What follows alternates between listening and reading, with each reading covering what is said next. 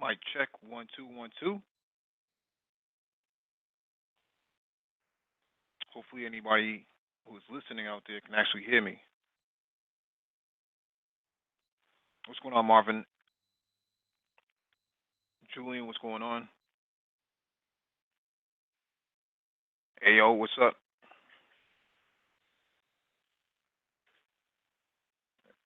Gabe, what's going on? JBA, what's going on? Mic check 1 2 1 2.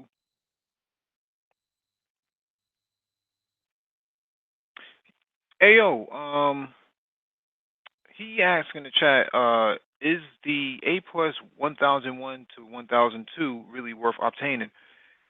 Here's the deal about the A plus, right? So A plus is necessary if you are going to be working on desktops that are under warranty.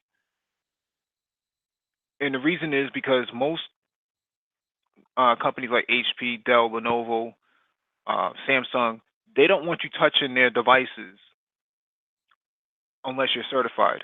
This has been the case for the last 10 to 12 or 15 years. So it's better to have the certification and not need it than to need it and not have the certification. That's the way how I look at it. So yeah, I would say get your certification. If you can afford it, get it. No reason not to get it.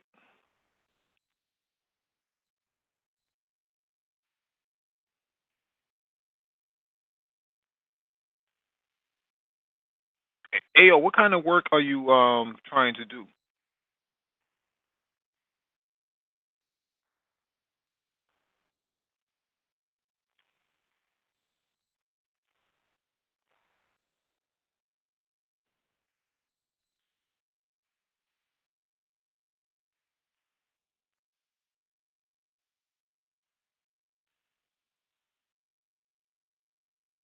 Hey man, and tomorrow, what's going on, bro?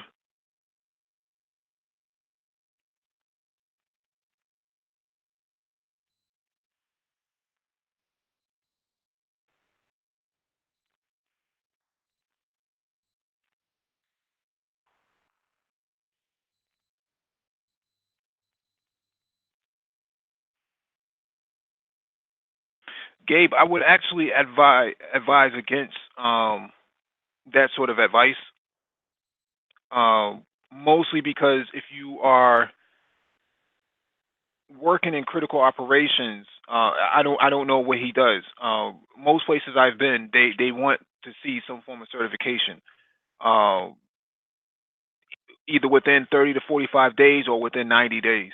If you don't have it, that can be not having it can be the difference between getting the interview and not getting an interview over somebody else who already has it. So it's better to have it than to, not have it at all. It's not going to hurt you to actually get it.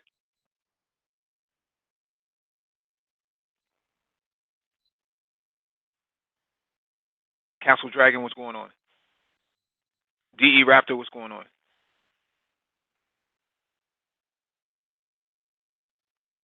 MOT, if you want to get on the panel, you can get on the panel as well. Same thing for you, Gabe. If you want to get on the panel, go ahead. Check your email. The link should be in there. But yeah, I think anybody who's getting into desktop support should have their A plus. We wouldn't, where I work, we wouldn't have it any other way. You're not getting in without some form of certification. If you have a network plus, you're not going for desktop support. So it's better to have the A plus than to not have it at all.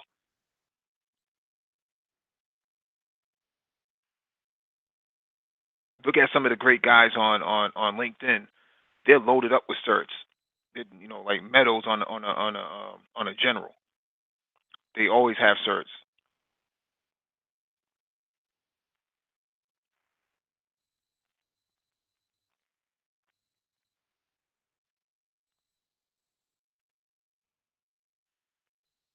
Yep. Yeah. So this is just open chat. Um, we'll keep this open for a couple hours, maybe 90 minutes or so.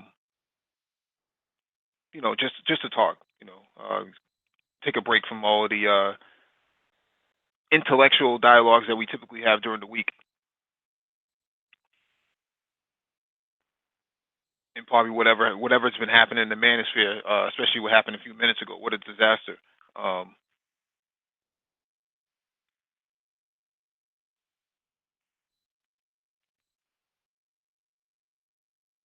mhm. Yeah, Christian, that's definitely true.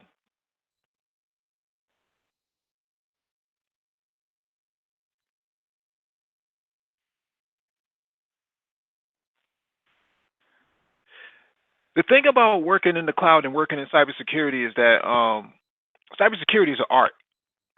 It's an art form.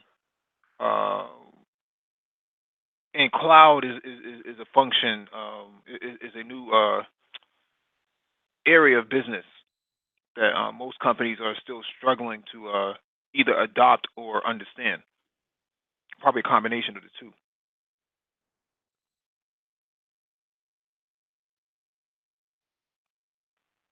So if you're trying to get into cloud or cybersecurity, I would say get into the cloud now.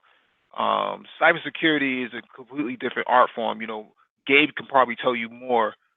Um, can probably tell you just as much as I can. I've been in cybersecurity for quite some time, and I can tell you that very few people actually either survive in it or make it to that point. Most of the guys that I work with in cybersecurity are top of the food chain in terms of in terms of the science part. We don't even call it our division isn't even just cybersecurity. It's security science. It's similar to what computer science would be. Similar to what computer science would be. So we operate from the scientific standpoint and not from the ops standpoint.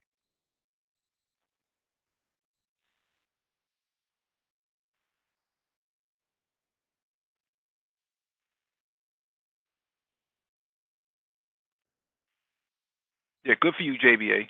Stick with that. Stick with that. You're gonna do well in that.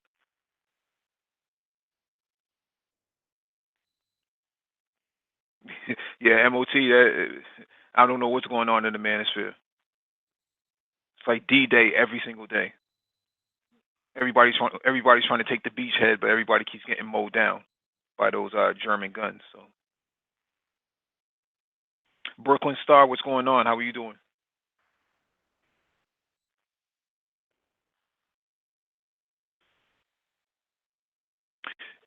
Ayo, my experience in working in cybersecurity is that people have vast backgrounds in cybersecurity. They don't just like walk in and land into a cybersecurity job. They have very extensive backgrounds, years of experience of working in cybersecurity, working in other functions outside of cybersecurity. Um, most of the guys I've worked with have either been software engineers, developers, or network engineers who turn cyber system admins who have years of experience that turn cyber um, guys who can actually write code. So wh- my advice is that get your feet in the door first of the IT industry so that you get a better understanding, a better footing of what you're dealing with from a business standpoint and a networking standpoint. Um, a lot of people jump want to jump into cybersecurity and really don't have a clue about what it is we do every single day. Different companies do different things. Some companies outsource. Some companies keep stuff in house. Um,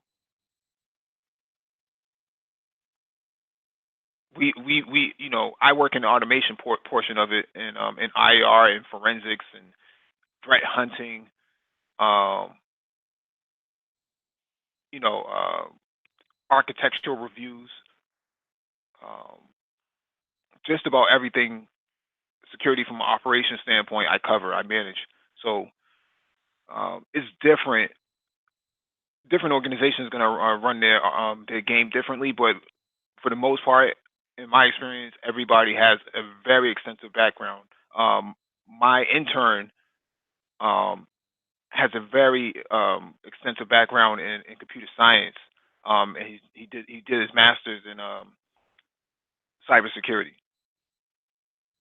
and he is a whiz. He's young. He's really not new. He's not new to cybersecurity, but he's getting his degree in cybersecurity, and he is running circles around some of the most experienced people. Triple X, what's going on?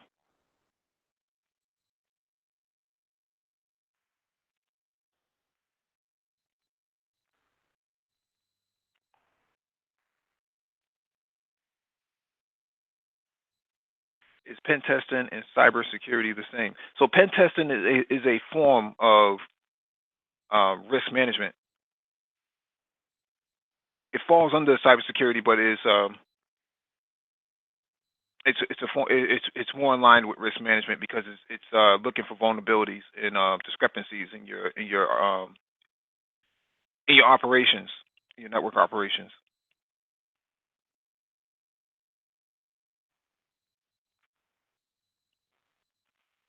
Yeah, triple X. That's actually good advice too. When you're a network engineer, yeah, you're going to be responsible for CCNA, Cisco operations, routers and switches and stuff like that. So that makes sense. But if you're trying to get into cybersecurity, then if you're trying to get into a data center role, right, data center operations, a network plus is not really not that bad. Um, if you're trying to get into security, security plus is like the bare minimum, right? It's like getting your learner's permit for operating a vehicle.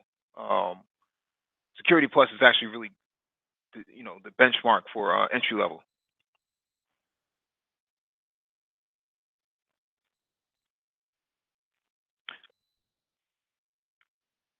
Rain and woman, good evening to you. Just be UTV, greetings to you as well. Um, Anti gravity, what's going on, brother? What else is going on here? I know someone who obtained a master's degree, a master's in cybersecurity last year. Not sure of her concentration though.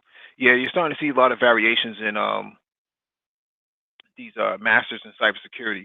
I'm not a big fan of it, um, but that's just me.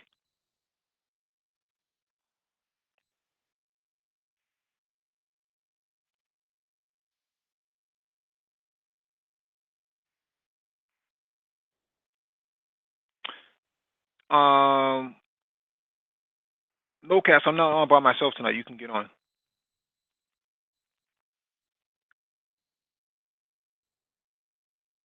No, in Locast, we're just actually just, we're just taking a break from the intellectual portion of discussions on the brain trust. Just to have some open chat, with people in the chat room, and if anybody want to chat from the chat room wants to get on, you're definitely welcome to get on, especially if you're a content creator.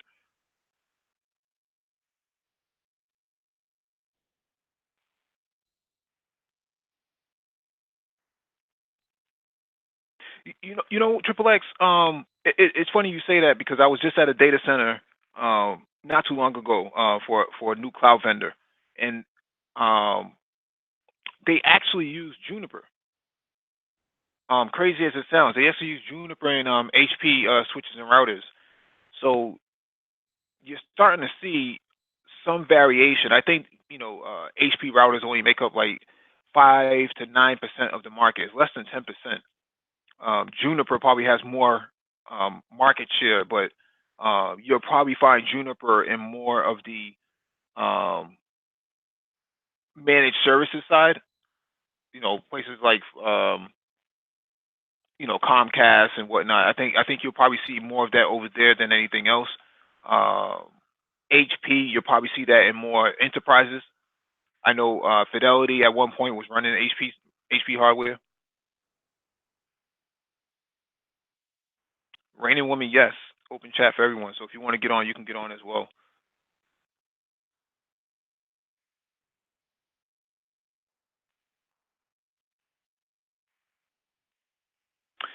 Ayo, CompTIA is vendor neutral. That's why I think it's better than Cisco certs. CompTIA is vendor neutral because they don't own the products, right? So they can only give a certification. They can only offer a certification that's going to be agnostic of the branded hardware. So that's why it's vendor neutral, but it's not better than Cisco. Cisco shops typically have Cisco certified professionals in there, and if I remember correctly, if you're a Cisco shop and you're Cisco certified, you get discounts and access to other forms of information in the back end of Cisco support, things like that.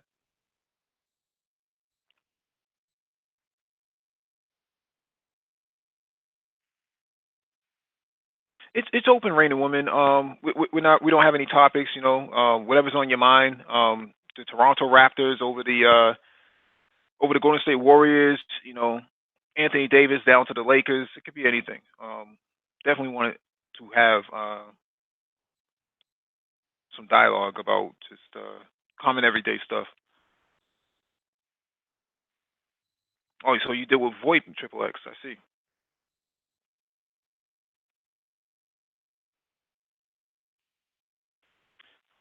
That's good stuff. We have to get you on the hangout on one of our Black Tech Talks and let you chop up some game. It's good to see a VoIP guy on VoIP in the, a VoIP guy in the chat. So definitely, definitely you are welcome.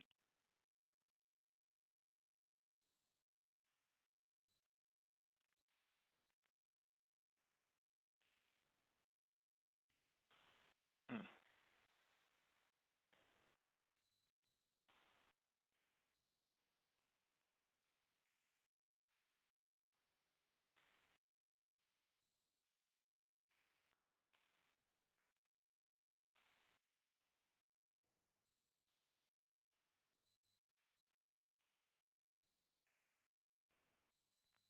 Hey, Triple X, are you subscribed to Dewan Lightfoot? He's a big CCNP guy on YouTube. He's definitely a part of our clique as well.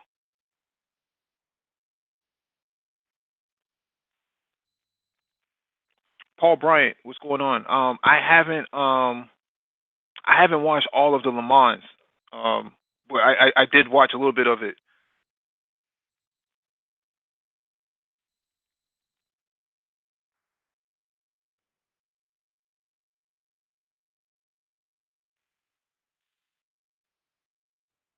Yeah, his name is Duan Lightfoot. Lightfoot. So I believe it's like apostrophe AN JUN Lightfoot. Yeah, he's a brother. He's real down to earth. He's been a part of our chats before. We got to hook up with him one day.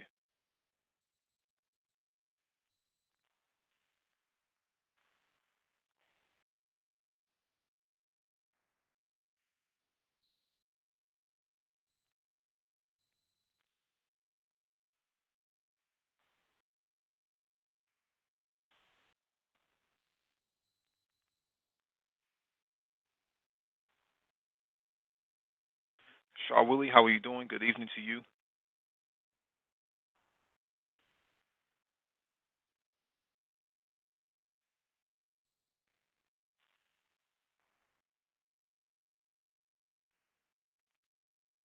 I don't have Gabe's email. Um,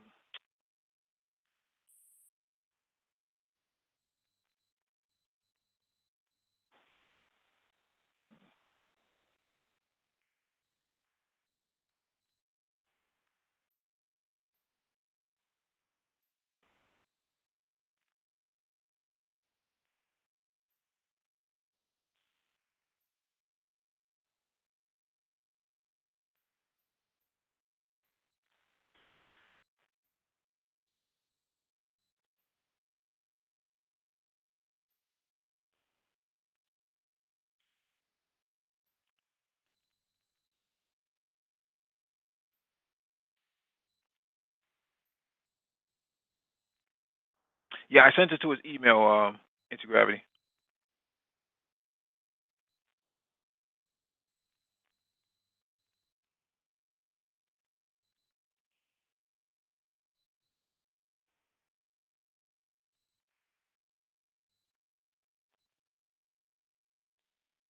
Yeah, happy Father's Day to all the followers in the chat. It's interesting. Last year, if I remember correctly, there was a there was a black there was a group of black women who had petitioned for or organized or something like that to have these Hallmark cards set up for single black mothers, and they were saying Happy Father's Day to all the strong single black mothers, and I thought that was the most bizarre thing I've ever seen, at least in the last decade.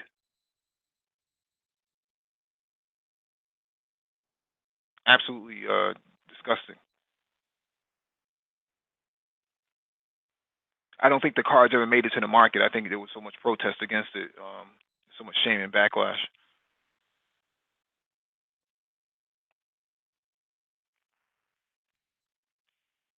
hmm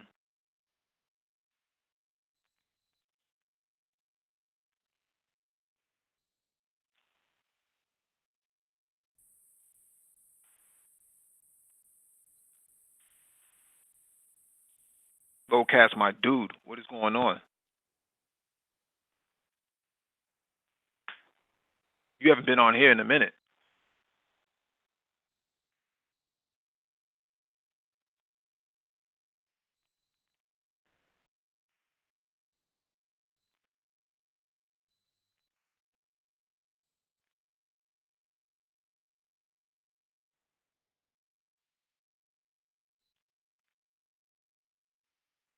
That's dope, Paul.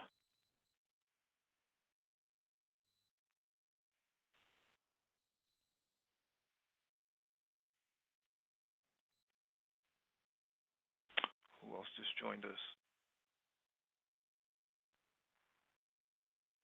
Okay, that's Lowcast.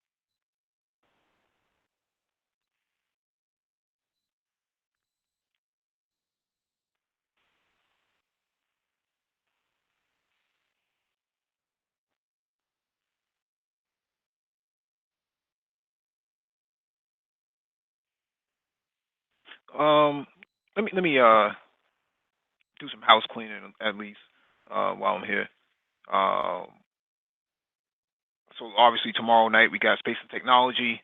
Uh, Tuesday we have Black business intelligence talk.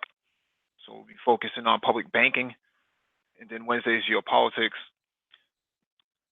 Thursday is Lionel's Black crypto talk, and then Friday we got economics, and then Saturday will be Black cultural intelligence talk as well. We'll be back at that again. We'll be looking at the United Nations Charter for Human Rights. Lowcast, can you hear me? Yes, can you hear me now? I can hear you now. What's going on, brother? I'm doing pretty good. Just having some issues, radio issues. What are we talking about now? No, man, we just chilling, man. This it's open. We can talk about anything, as long as it's doesn't get us I woke or got you. anything like that, right? And, AMD new CPUs coming out. Intel not really doing good.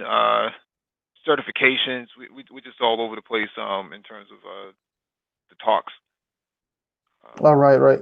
yeah, Unfortunately, I haven't kept up with AMD in a long time, but AMD has always been my preferred processor. yeah, I'm working. Um, Go ahead. no, go ahead. No, I was just gonna say I'm working on building the system right now. I got my chassis stuff, but I'm just waiting for the CPUs to drop out, to drop in or get released into the market.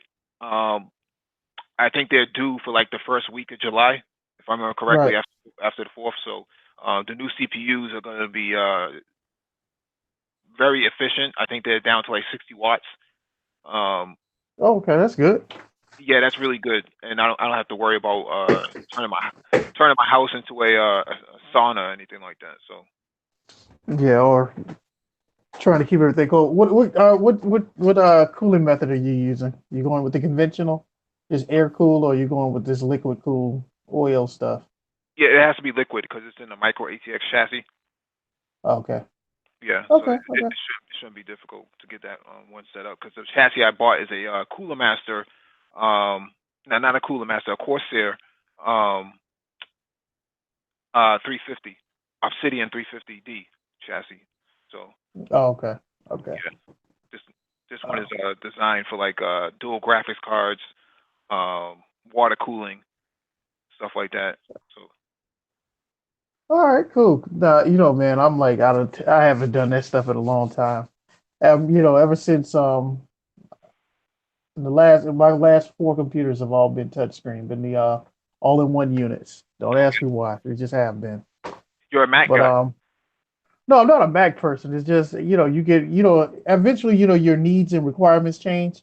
So you Mm, don't really want the stepped up beefy. You don't really care for the beefed up machines anymore. You're like, okay, I just use it for usually for text. Well, for usually text based programs. I don't need a lot of power. And now I'm kind of like wishing I did go. Now I'm considering going to go purchase, get one of these build me a monster now for myself. But I haven't really looked into it heavily, but I am impressed about AMD and especially what they're doing now. I've been looking into. But Intel has always just had a peace of mind, so to speak, when it comes down to the market. mm-hmm. But they've always actually been behind performance wise behind AMD, around about 20-30% processing. Go ahead. It depends on the application. Depends on the application because on the desktop, most desktop applications have SSE3 and SSE2 instruction sets in them. Right. So that gives Intel a lot of advantage because that's what their processors run off of. Whereas Okay. AMD doesn't have that. They only have like SSE1, and I think now they have SSE2. But when you have applications around designed around SSE instructions, then what happens here is whoever has the best instruction set is going to win. And on the desktop side, Intel always wins in that regard because of all the applications that are designed around it. But when it comes to the back end on the server side, AMD usually wins because most of these platforms are run off of Linux, right? So 80% of the market in the back end is run on Linux. So there you don't have that sort of advantage of SSE3 instructions. So uh, Yeah, I totally forgot about that. Totally forgot yeah, about the instruction set. yep, yep. But it's almost null and void if you're running VMs and stuff like that. All of the benchmarks proved right now that the AMD Ryzen processor and the EPIC processor are so many leaps and bounds ahead. Price performance per dollar. There's so many leaps ahead. Yeah, even the price. I was impressed by the price. I was impressed with the starting prices. Because normally you would expect, because even Intel, even right now with their processors are what, about $800, $1,000 just starting for a decent for one of their best benchmarks Hmm. for their for their uh, for their top end, not for the top end, but for like a for one of the better ends, because most time I don't care to go get the low end right off the I'm not a low end fan, so usually I probably get something in between, in the middle. But the prices are the prices are definitely impressive this time, more so. How many computers do you have? I have three. Okay. They're all touchscreen. They're all the all-in-one systems. I got a HP and two Lenovo's. Groupon, Craigslist, So what? Groupon or Craigslist? You talking about how I purchased them? Yeah. Oh, no, no, no, no, man. I bought these straight out. I bought these directly from two. I bought two of them from Lenovo. Hmm. The HP I had for a while, but the funny thing you say that because the screen did I did drop it one day and chip the screen, Hmm. and I ended up going through what do they call it place? The one with the little green logo. Oh, The Groupon. one we just no, no, no, no, no. The other one.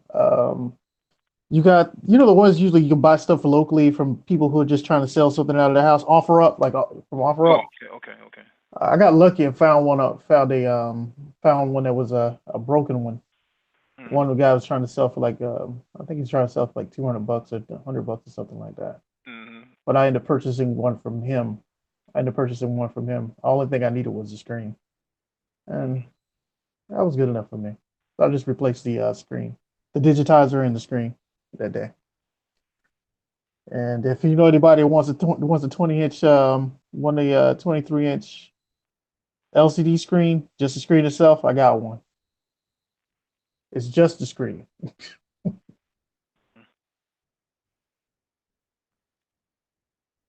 Can you hear me? Yeah, we can hear you. Rain and women, how are you doing? Good evening. Good evening. I am well. I'm blessed and grateful. How are y'all? I am I'm doing fine. Good. Happy Father's Day, first of all, to everyone. I hope that you enjoyed the day that was made for you Mhm. and your fathers. So I hope you guys enjoyed your day today. I can't. Thank you. Yeah, I wish I could say I was one, but I am not. So Well, you I just hang in. called my dad up. Just said, hey, Yeah, that's a guy thing. And one day, Mike, one day. So, how about those Toronto Raptors, guys? I have to be honest, I didn't watch any of the games, but I was cheering my behind off for the underdogs. mm, Mike, did you catch the game? I did, man, and I had predicted that this would happen. Toronto was just too strong, and Golden State was just too weak. They were outmatched and outclassed. This is something that was unprecedented in terms of the NBA. No one had any idea that Golden State, being the having a roster that they had, would ever get shut down in the way that they did. I mean, they almost got swept. That's how bad it was. I mean, the only reason they Really? won, yeah, the only reason they won those two games was based on some technicals. But if you really look at the series, they were outmatched. They just could not keep up, with Toronto at all. So Wow. I didn't catch any of the game, but I did hear in the news that they did win. Got it across the wire. yeah, I think Gabe may have a virus on his computer, man. I'm surprised a security guy like him would even have such issues. What problems you got, Gabe? There's some feedback in the background.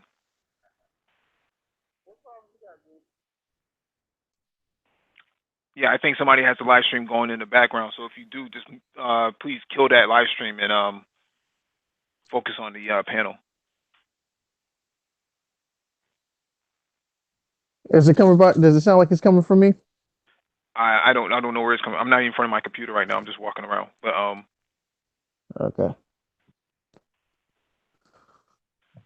Yeah. So, Gabe, what problems you got with your you rocking a virus? Hey, yeah, can you guys hear me? yeah, we Yes, can we hear hear you you now. perfectly fine now. Oh, okay, okay.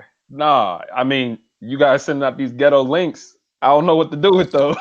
Ghetto I links, just, man. Yeah, that link it didn't work. It didn't work for me on mine. I had to use my phone. that's what I'm It didn't saying. work for me. You know, I don't know. Hey, I got in just. I'm using two different computers, but I got in just fine. Rain and Woman got in just fine. I'm not sure what's going on. Well, actually, if I may pat myself on the back, I used a little techie trick. I got a little tech savvy where I erased some of the coding to get to the perfect link to get in. So See, yeah, Yeah, I'm very proud of myself for that. I'm proud of you too because you just taught me something. I didn't even think about it. I went in, logged in with my phone, and mhm. then I just logged back out quickly and then logged in from the desktop. And then I was like, okay, I don't feel like restarting my machine. I got it doing something for me. So So is everybody that was using it. Chrome? Yes, I Oh know. yeah, I'm that's the using. only way you could use it. Go Well, yeah, ahead. no, yeah, I was able to. First off, yeah, shout out to the panel, peace to the panel. Yeah, I yep. was able to get in. Yeah, I had to modify the link though. Sometimes you have to change the link up a little bit. So That's you shouldn't have to. you I don't. shouldn't have to. Yeah, Yeah, I don't know what the situation. I don't know. Maybe in the way that the link is generated, because the issue yeah, persists across multiple browsers. So it's like Internet Explorer, was it the Firefox, Safari, yeah, Chrome? yeah. I was getting the same thing from everything, even my iPad. Yeah, I seen it from every angle like that before too. Despite the browser, until you like actually chop the link to a degree. But like you say, it's probably a problem with the way it's generated. Yeah. Agreed. Okay. Because I had the Okay. same issue before. I was trying to get on a couple of nights ago. Mhm. But yeah, so no worries. Here now. Speaking of Hangouts, if Hangouts is going away, I believe they said 2020 in October of 2020. No, if I I remember believe it's correctly, sooner though. yeah, if I remember correctly, it's actually December of 2019. Okay, I thought so. I heard somewhere else 2020. I don't know where I got that from.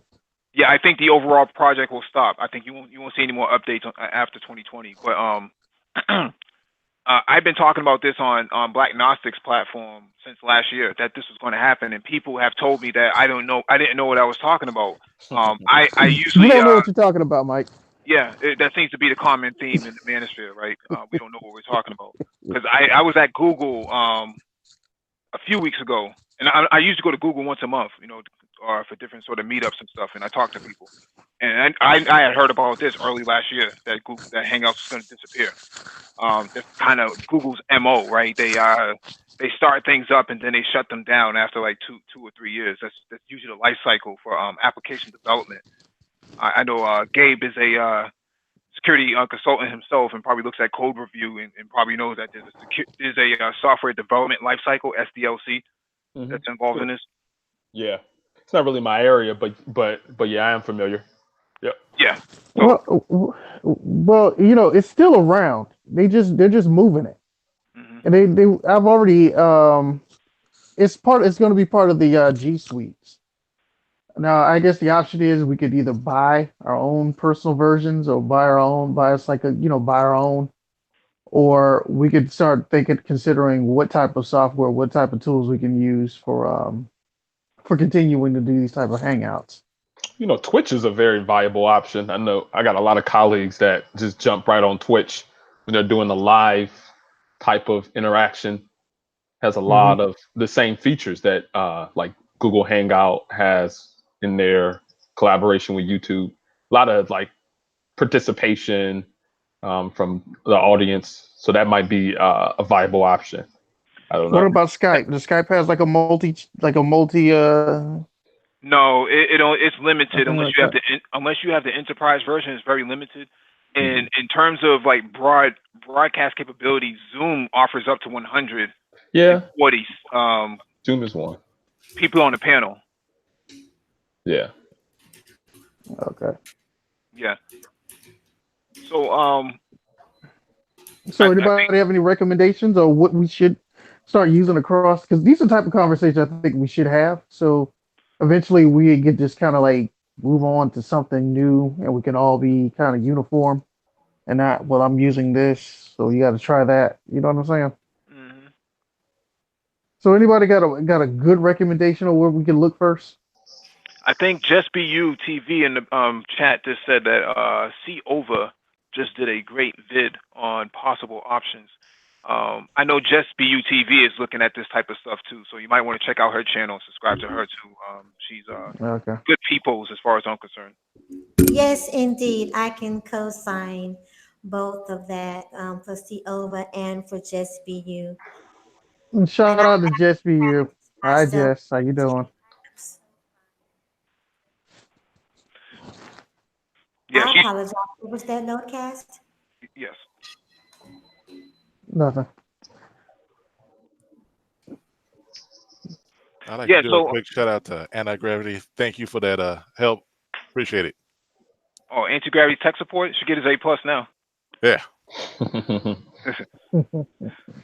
So Gabe, Yeah. you work in security. Yes, I do. Indeed. Which certifications do you have? What's your background? So my background is started off there in electrical engineering, but then transitioned to nuclear engineering. So I was working at a nuclear plant. But then since I was kind of like the youngest guy around, they put me on all of the cybersecurity projects for the plant. So then I kind of started off in the SANS type of certification track. And I guess over the years, I probably got about 3 of those. Got 3, yeah. So I got the GSLC, which is one of the ones, like a security leadership one. I got the GICSP, which is the one for industrial control systems. Yep. And then also the GNFA, network, GAC, network forensic analyst. So Yep. that's more of incident response, network security. Yep. But then I kind of went also the Cisco track a little bit with the CCNA route switch, but then the CCNA cyber ops. But then I also went for the certified ethical hacker one. So I got that one too. And do I have others? Maybe another one somewhere around. But yeah, that's kind of like the gist of my certifications. Yeah, that's good. You're in you're in the weird field of, or I shouldn't say weird, the niche factor field of security, where industrial controls are completely oversaw. Underappreciated in those areas.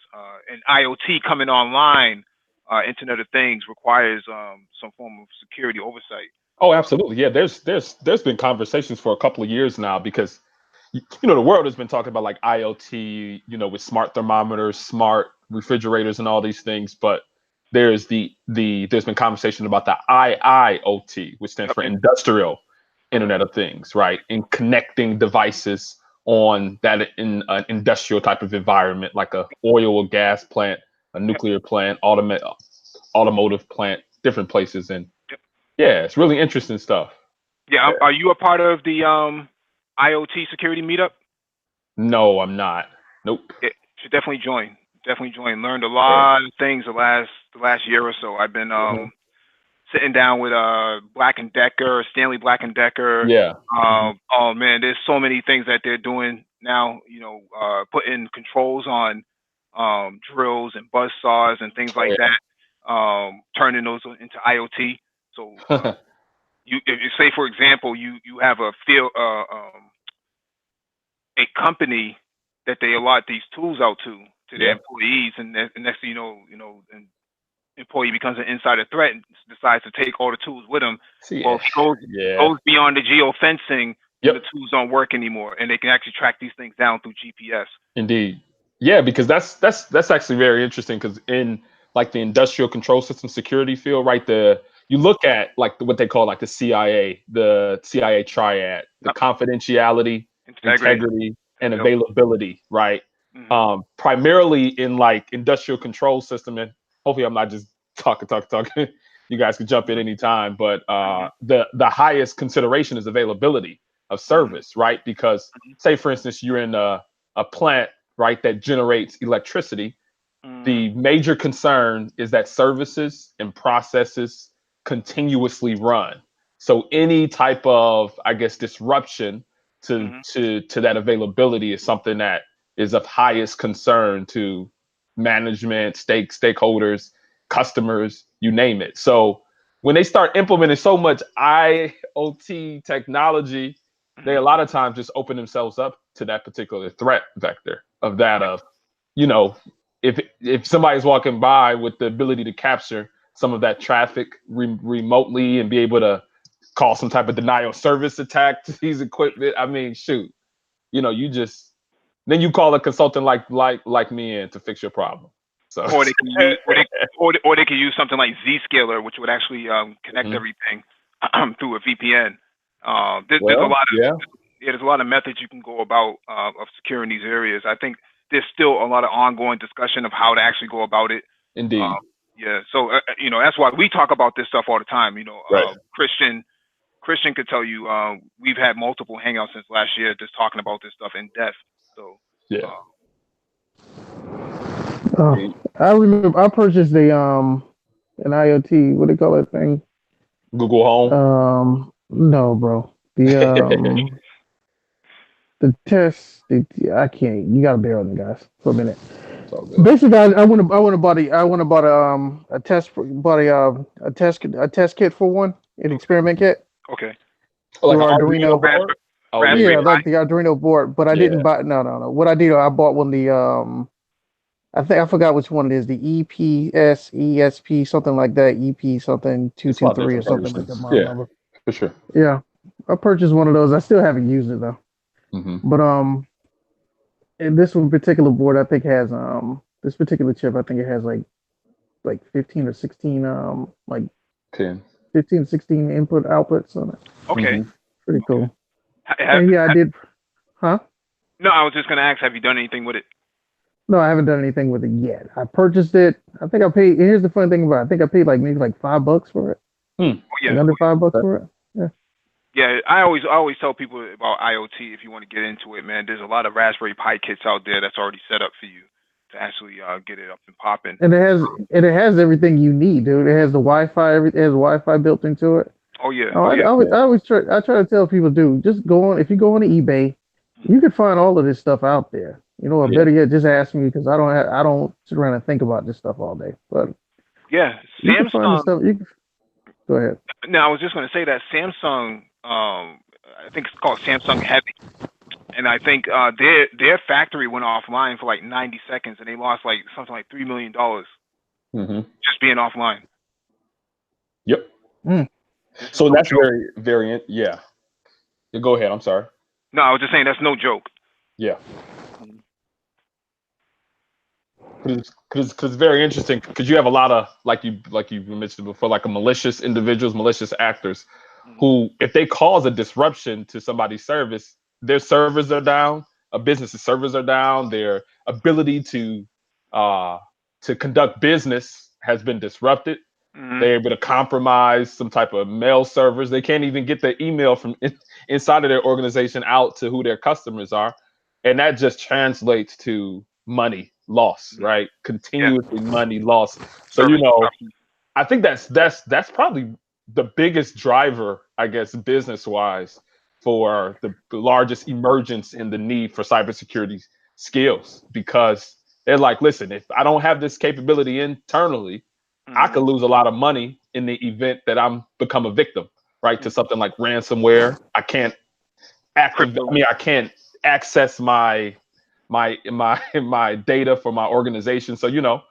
it's a super viable field right now, and I'm just Yeah, fun it'll be a viable field for probably the next 5 years or so until we start designing security from the ground up with the code, right? So what happens? I mean, you know this, Gabe, but I'm just speaking to the audience. Mhm. What happens with applications is that they get built without security, and then the security gets tacked on to it, kind of like makeup on the face.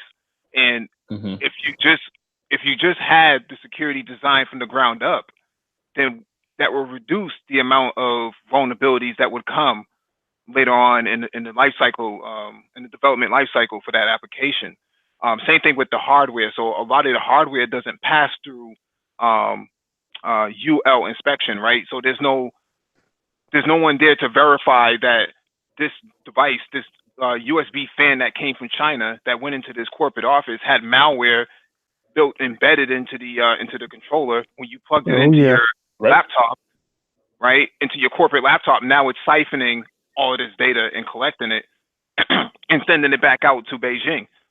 A lot of these devices that are coming into the United States is not being cross-verified at all at even at the bare minimum. So Yeah. those are the areas of concern that we have to face, you and I have to face, Gabe. So For sure. I was talking. I have a buddy. He used to be the CIO for the city of Lansing. She's now over. I think he's now the CIO of the city of Tucson, Arizona. And we had these conversations.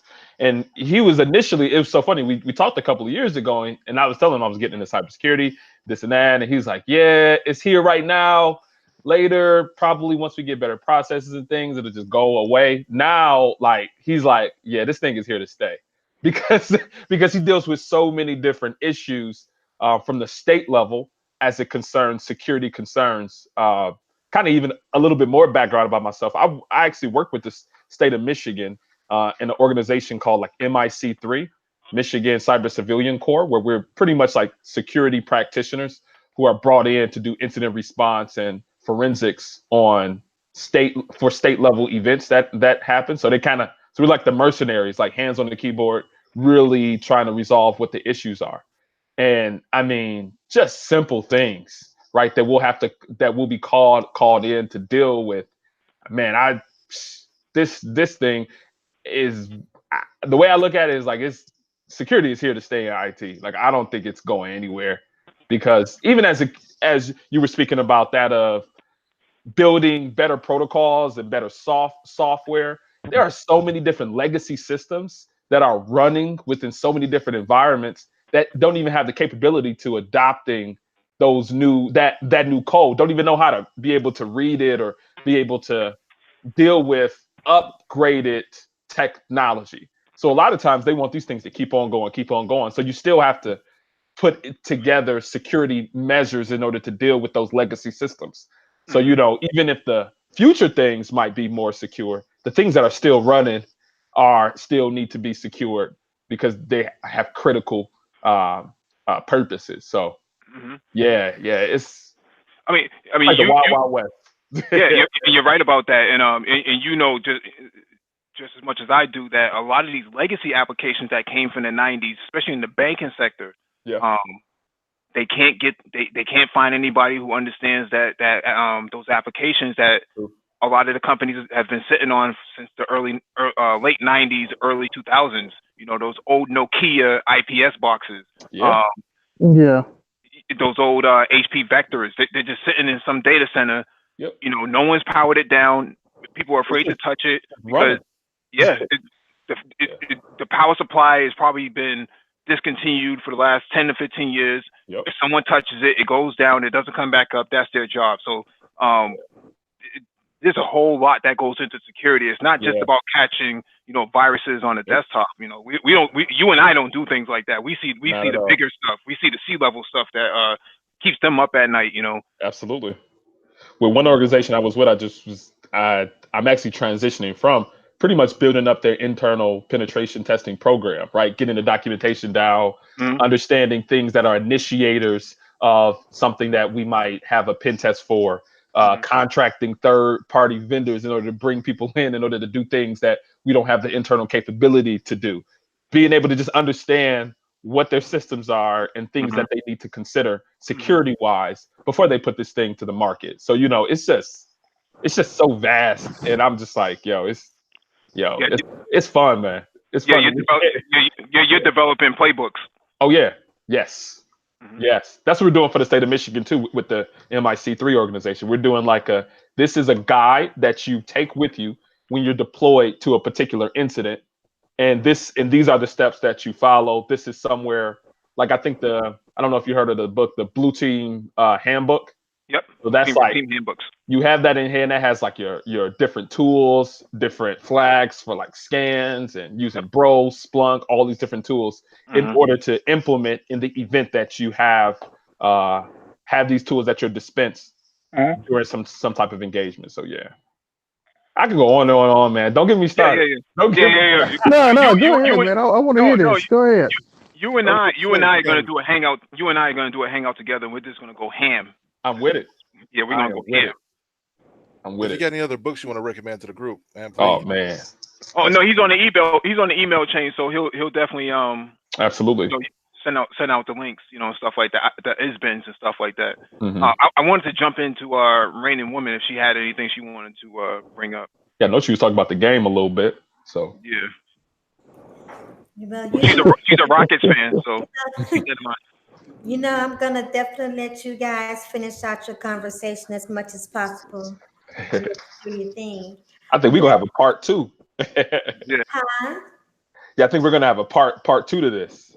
But we definitely want to let everybody get a word in.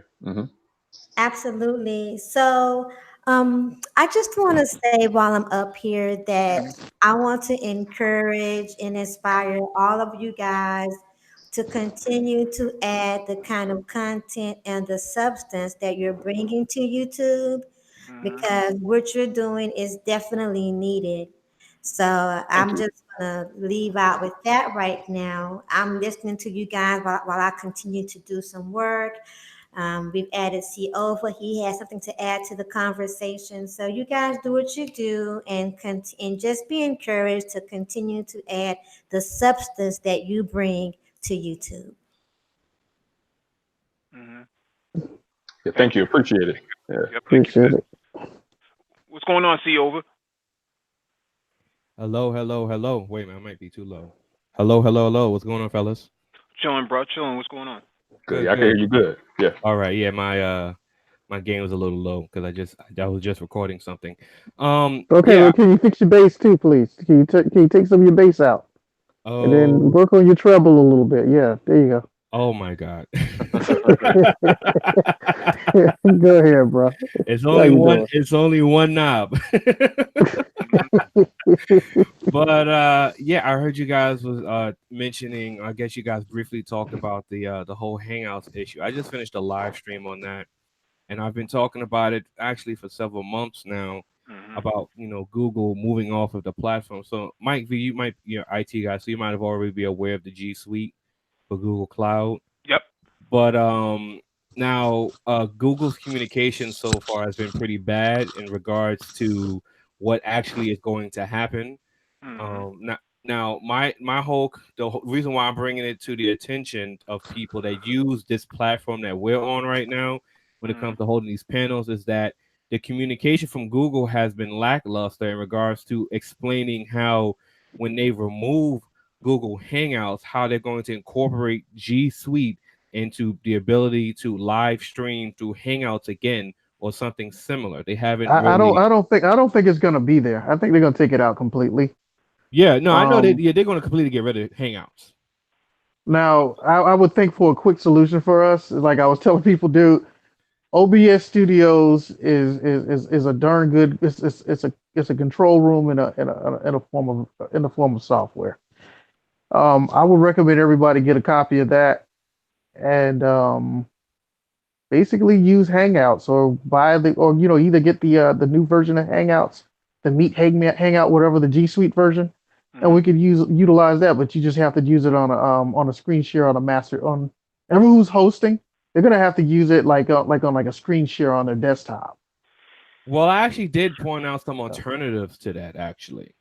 Okay. Incorporating Streamlabs. You see, so what I expect is going to happen is that when they transition over near the end of October, early 2020, is that somehow they're going to incorporate G Suites in it. Now, I don't know if that incorporation with G Suites is going to include the enterprise customers, which meaning people to use Hangouts, they're going to have to pay for it, or they're going to roll out a different free version of it that's going to incorporate the video conferencing platform that they currently have. However, regardless of that, anybody that's that watched my video and that's listening to the conversation just needs to get ahead of the curve regardless. Yep. So I suggested that you like Streamlabs OBS and setting up the display capture to record the actual window for the Hangout conference or whatever it is that you're doing. And the top 5 options that I came across was Skype, WeChat, Appear.in, and another program called Wire. And these programs look like good alternatives just for video conferencing. It looks like the max for those programs is about 8 people, not the 10 that Google Hangouts allows. That I think the problem, and I'm just saying this from a security standpoint. I think the problem is that Hangouts really doesn't comply with GDPR and some of the new regulation that's coming out. So that's one area I think is a concern for Google. And number two, the limitation aspect of Hangouts is being superseded by other applications that are coming out that you just mentioned, but also things like Zoom, right? So Zoom can actually hold over 100 people on a panel, which is unprecedented in the tech space. And number or number four, I would say that with the Google Plus leak that happened last year, I think Google Hangouts may have been a part of that, where it's been leaking out information. That's why it's so easy for someone to compromise a panel, right? Come on. Wow, I can't believe I completely forgot about Zoom. Yep. Yeah, Zoom is awesome. Yeah, I was just going to ask about Zoom. Yeah. Yeah. Yeah. Yeah, so I think there are so many bugs inside or vulnerabilities inside Google Hangouts that they don't see any value in bothering to update it. The way Google makes money is by continuously building projects, right? they build 2 or 3 projects, and you know, in a span of a couple of months, and that's, 2 or 3 years later it's shut down. That's typically how they operate. Google Hangouts came with Android. Android is going away, so there's no reason to have Google Hangouts either. Well, what do you mean Android's going away? Yeah, there will be no more Android, so they'll be moving on to another platform. They're making a difference, so they're moving on from Android. Yeah, that won't happen until late 2020. Yeah, what is it called again? NVP, something like that. What's it called? It's some letter. It's just a single letter, whatever they call it. Yeah. It's Q for There it is. right now. Yeah. There it is. It'll probably have some backward compatibility, I'm sure, initially. My understanding is it shouldn't have. Yeah. My understanding is just the applications, but in terms of the whole entire operating system, it's vastly different. It had my other understanding of this from talking with people on the ground is that Google wants to move their OS to the cloud. So yeah, if you have Chrome in the cloud and you have Chrome available for the handset, it won't make any sense to have Android around anymore. Android is kind of like a layered cake, it's toppling over from a code. So that's like the OS that Robin phone used. That was strictly in the cloud. Mm-hmm. Well, everybody's moving to the cloud. Microsoft is going to move their next operating system to the cloud as well. Apple will eventually move iOS and Mac OS as one. It sounds like I'm really gonna have to start paying for programs now. I don't like this idea. Yeah, because it really looks like this, right? Because pretty much the cloud takes things that you install on your machine, right, and just takes it and offshores it or puts it somewhere else, and that you just request those services usually right through a web browser or something. So, what will we need so much, I guess, hardware space in the future as everything is moving to the cloud? No, you wouldn't. And probably not even processor power when you think about it. 5G, right? You just need faster internet. You probably just need a fast cloud resources. Yeah, I'm not you just exactly need sure. better I'm just throwing response it out time. there. No. When you think about it, think about that game, that video game now, the game system they're talking about, Stadia. Oh God. Isn't it amazing how I'd never ever thought about that concept. But when you think about it, dude, I mean, come on. It's just the processing power. You don't need the processing power. You don't have the processor. You just have a controller. Yeah. I don't think that Stadia is gonna it doesn't seem like that great of an idea right now. I think it's I think it's the most bomb idea in the world. I got an NVIDIA Shield that I don't like it, but I just think it's gonna be the best thing. Go ahead, Christian. I said I got an NVIDIA Shield TV. Okay. And it's using the NVIDIA Grid to process all my video games. It's working great. Yeah, every TV, they want to make every TV smart and connected to the cloud to turn basically TVs into light desktops where you'll have Facebook, you'll have YouTube TV. That's where all that stuff is coming from. Yeah. Yeah. Hey, Lowcast, that's primarily the direction they're trying to go in with the streaming of these games. Cut back on actually have you use media. At Games just debuted an arcade stand-up cabinet where you can pretty much stream your Steam library of PC games on it. So that's the direction they're going in, man. Yeah, man. Well, when you think about it, I think a lot of this stuff, believe it or not, is actually to reduce on recycling as well. Just I mean, the amount of CDs and floppy disks we used to get when we had when we used to get computers, right? I mean, I see that there's automatically a reduction even from what we've done before. Landfills, it's a lot of stuff you're not gonna need it. I think it's a good thing. Yeah. I mean, it does put a lot more power and control in the hands of those individuals developing that, right? So our sensitive data is definitely transversing these applications that we're accessing through the cloud. We might, I wonder what that's like, where that sensitive data is stored. It's stored in the cloud, right? In order to access the applications, it has to have some type of record. Probably have to have a record locally, but also have something. They store probably they do store your sensitive data. So Well, with regulations, I don't think they're gonna do that anymore. You'll probably just okay, use API key. yeah, and then you store it locally on your personal machine, or Yeah, or you'll be able to download it, and they'll have to delete it somewhere. okay, yeah.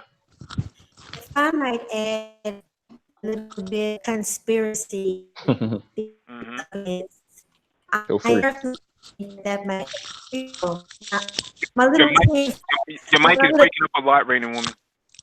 my speaker is not enough. Can you You hear got me a lot of now? Borg. That's a lot of Can you Borging going on. hear me now? Is this A little better? bit. No, A little bit closer. Better? Is that better? Yeah, you might want to move the mic away from a TV or something. How is that? Getting worse. Sounds a little bit better, but you still sound like you're Turn your Decepticon. Wi-Fi on your phone. Maybe your Wi-Fi's not on. Yeah, On your it's phone. it has to be interference. Actually on the computer. you might want to She log said off she's and on her log back computer. on. Okay.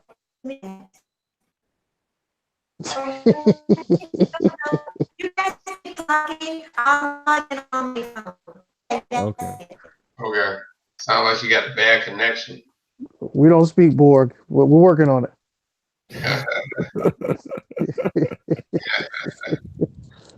Well, I gotta run, guys. I got another video to record for, but it was a good chatting with you guys. I listen to you guys on and off.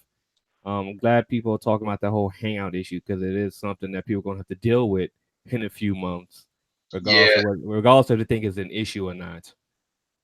Mm-hmm. Hey, it'll be a lot of good shows canceled if they don't fix it. True. Yeah. Well, peace to you guys and chat with you guys later. All right. All right, have a go.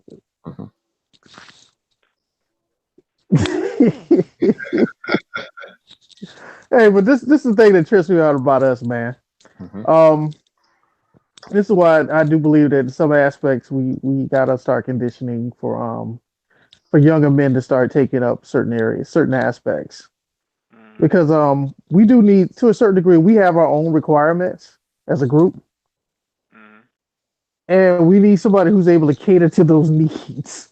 Because, even though this may seem like a little off to some people, but Google Hangouts, dude, everything that you see most of us do out here on social media is built on somebody else's platform. That's a fact. Yeah. And at some point, it's kind of a stage you gotta, so you don't have to deal with these so quick. So with these sudden changes or whenever they come along, we gotta start having at least something for ourselves, huh?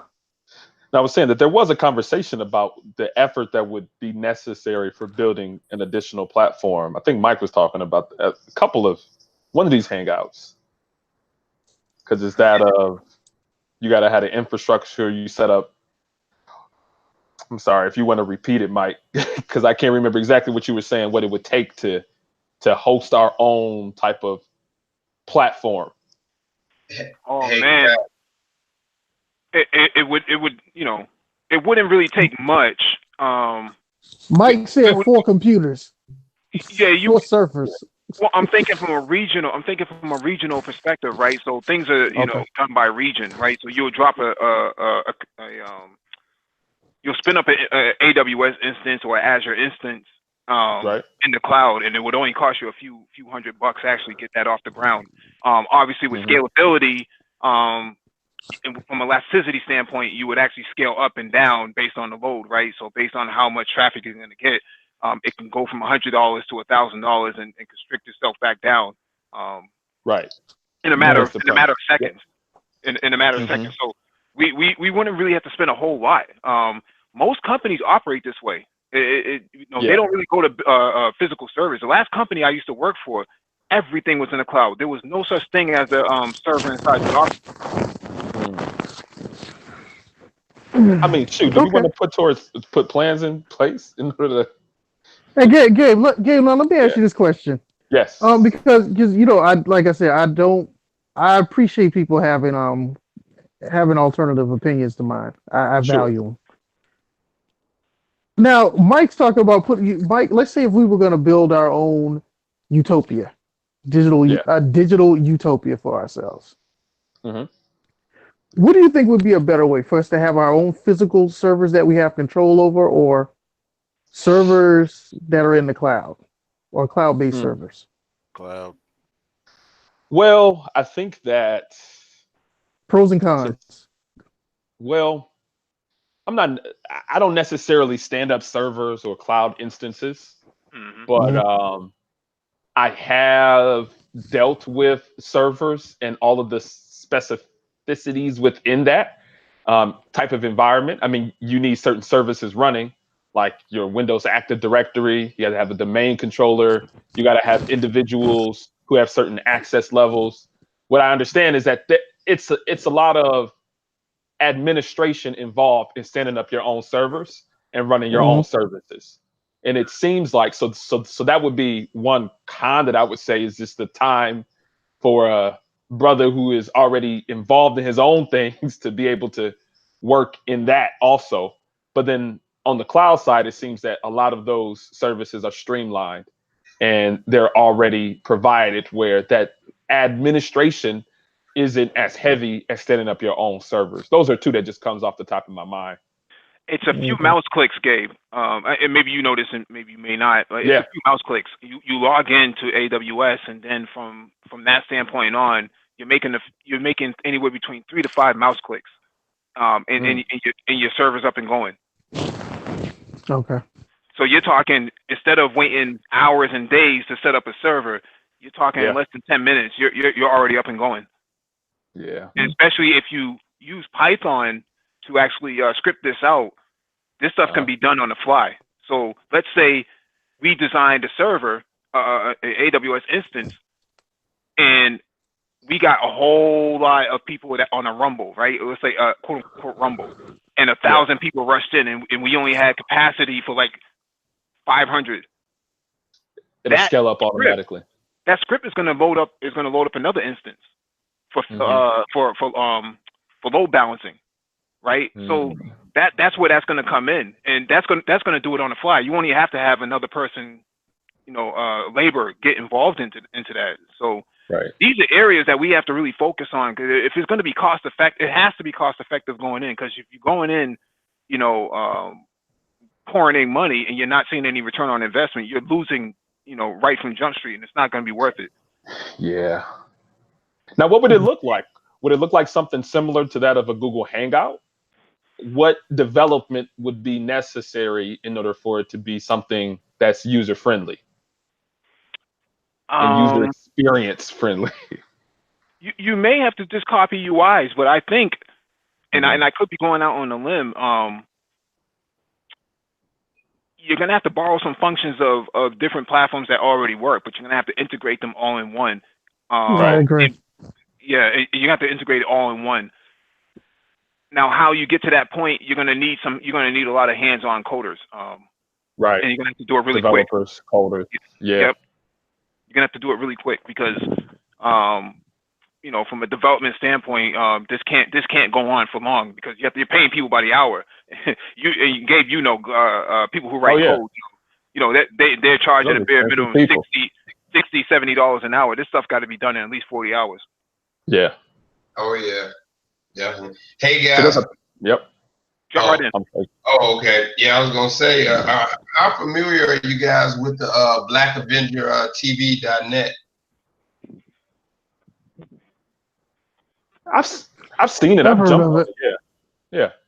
Oh, okay. Yeah, I've been hearing a lot of talk about it in the manosphere, and a lot of guys are talking about with all the purges they're doing to the channel, going over there to that platform or something after YouTube. Hmm. You guys got any opinions on it or anything? I'm pulling it up actually right now as I'm speaking. Oh, I mean, it okay. looks like Yeah, it looks like YouTube, kind of like a black YouTube or something. But yeah, the story I guess is the guy. He was a brother from. He was like a Silicon Valley engineer or something, He's a and network engineer. yeah. Oh, okay. Yeah. And yeah, I've just been hearing a lot about it. I ain't super familiar with it though, but I've just been hearing a lot. So I thought I'd introduce it to the conversation. Is it okay if I screen we've heard share of it? it. I have it up on my machine. Yeah, go ahead, I guess. If Okay. Mike says okay. Oh, go right ahead. I don't have any problem with that. Okay. Cool. I'm about to pull it up in here. Actually, no, because there's stuff on that there's stuff on that site that pops up that is Oh yeah. not yeah. YouTube It's a friendly. bit. Yeah, there's That's some a stuff fact. on there. Yeah, a lot of Okay. ghetto gags and stuff like that. So Let me go ahead and pull this down. yeah, Am I not still only sharing? Oh no. Let me. Okay. yeah. Stop sharing, please. Good. Okay. For the love of God, please. Yeah. Well, It's a bit ratchet. well, the thing is, I would like to see something where we're able to, if you understand how Facebook works. Basically, Facebook is let's just call it family oriented, so to speak, where it's designed really. You're supposed to be able to talk to people within your immediate social circles. Yeah. And the average person only has about 50 people they know on average. The average person. Things like that. But at the same time, I would like something where we are able to just basically be able to share ideas the same way where you have with videos, but at the same time, we're able to, be able to do a few little things that you've seen in the past at other media sites where we're able to present ourselves out, promote ourselves, like kind of like an internal, external type thing. Right. Internally, for example, like a site, for example, is internal where, we may have posts, private, videos that can only be seen within the site itself. Yeah. But then on the outside, the person may be able to present themselves like in a profile. But it can only, that type of, something to that nature where someone wouldn't have to log into it, but they could just see like a profile of the person, professions or whatever information they choose to put out on display. This site, I'm just kind of scrolling through some of the functionality. It's very similar to that of a YouTube. And I mean, you can search. There's playlists, channels, photos, login. I mean, it's very similar. Trending. Maybe even I don't know if if the gentleman would be open to having a Black Avengers IT or Black Avengers brain trust, Black brain trust .tv. He could make something like that because there's no ads either. Yeah, we have some ideas in the pipeline. You should see by the end of the year. So I mean, we've already we've been more focused on getting the channel up and going and stabilized. I mean, we got a logo from we actually got it on a whim from Information Man. Shout out to Information Man. He actually designed our logo for us without even asking. We didn't, he didn't even ask for any money or anything like that for it. So he said we needed a logo, so he popped that up for us. So shout out to him. Nice. And getting content up, creating content was just more important to us than actually getting a platform. We didn't have enough subscribers. We only had like maybe 250 subscribers at the time. So, and then overnight we went up to 500, and then from 500 we hit 1,000. And shout out to O'Shea Duke Jackson for and Black Gnostic Speak for actually pitching in and contributing to the traffic and getting us to where we are in terms of subscribers. Content wise, we were kind of comfortable with what we wanted to do, but now that we are where we want to be, content wise and subscriber wise, having our own .org is going to be where we go to next. Nice. Okay. Cool. And Nagone, my big brother from the Big Apple. What's going on, bro? Oh, what's up, fam? What's up, panel? How you guys doing, man? Just falling in to check out. We had a pretty late Father's Day today, so Happy Father's Day, man. Thank you, fam. Thank you, fam. So I had to kind of handle that. Thank you, everyone. As Nagome is coming in, I actually have to dip out. I gotta be up pretty early tomorrow. Just had touchdown here in Virginia for some meetings, so I will definitely talk to you guys later. All right. Hey, thanks for coming too. Have a good one, bro. Good Absolutely. To see you, Bye bye. Yep. All right. What were you saying, Nagone? No, just had a great happy Father. I had a great Father's Day. So just coming here, checking out what was going on. So I'm just falling in here for a minute. I'm supporting the Black Brain Trust. I was actually on Information Man's channel for a little bit. Just hanging out, and he was shouting out the Brain Trust as well. I was speaking on the Brain Trust behalf as well. So this is something that we should be promoting here, and that's it. That's it. That's good. Okay. Yeah. What's up, guys? How you guys Hey, what's going on, Intergravity? Yeah, I'm doing good. Anti-grav. Actually, I had a question for you guys. Yes, sir. So, have you guys ever heard of the Chinese kind of social media? Well, it's more than kind of like a Facebook, but it's called WeBlog WeChat. or something like that. WeChat, yeah. Yeah, WeChat. Have you guys ever heard of it? Yeah. Yep, has heard of it. You can do everything in one place. Yes, exactly. I heard rumors that Facebook was, trying to become kind of like a super app like WeChat, where you can pay your utility bills through it. You can send money through Facebook. I saw some features of like that on Facebook, but in terms of sending money around, but it's not really promoted. It's there. It's there. So You can send money through them. Right. So I don't know if they're going to be promoting that feature more. Including businesses where you can pay for products. Everything. They already have that. Facebook app. They have it. No, not for Facebook, but for WeChat. I mean, you understand that WeChat was designed by the government of China to control the content and thoughts of the people, right? So, so part of that issue is that the government controls it from top down, whereas Facebook, they've been very nefarious, especially with the Cambridge Analytica thing. Yeah. Right. They're very suspicious. No, I So was we need thinking that Facebook so was what would trying we to call move ours? in that direction. I just don't know if I know they made some moves towards it, but they're not really promoting it. They haven't really gone all out to kind of become like their own version of WeChat. You know what I mean? Yeah. They certainly have the the resources, and then two, the engineers to be able to do it. You know what I mean? And the marketing clout. The thing about Facebook is that they're not losing subscribers, but they have plateaued in terms of their growth, and they have to start curating better services within the platform, or else the platform is DOA, and they know it. Apple is having the same thing with the iPhone, same issue with the iPhone, right? They've sold enough iPhones that everybody is pretty much holding on to their iPhones, all the way back to the 7 and the 6. So people aren't buying iPhones as much. So their numbers have plateaued as well. In fact, their numbers have actually decreased. People are jumping to Android and different platforms now. So let me speak on that for a moment.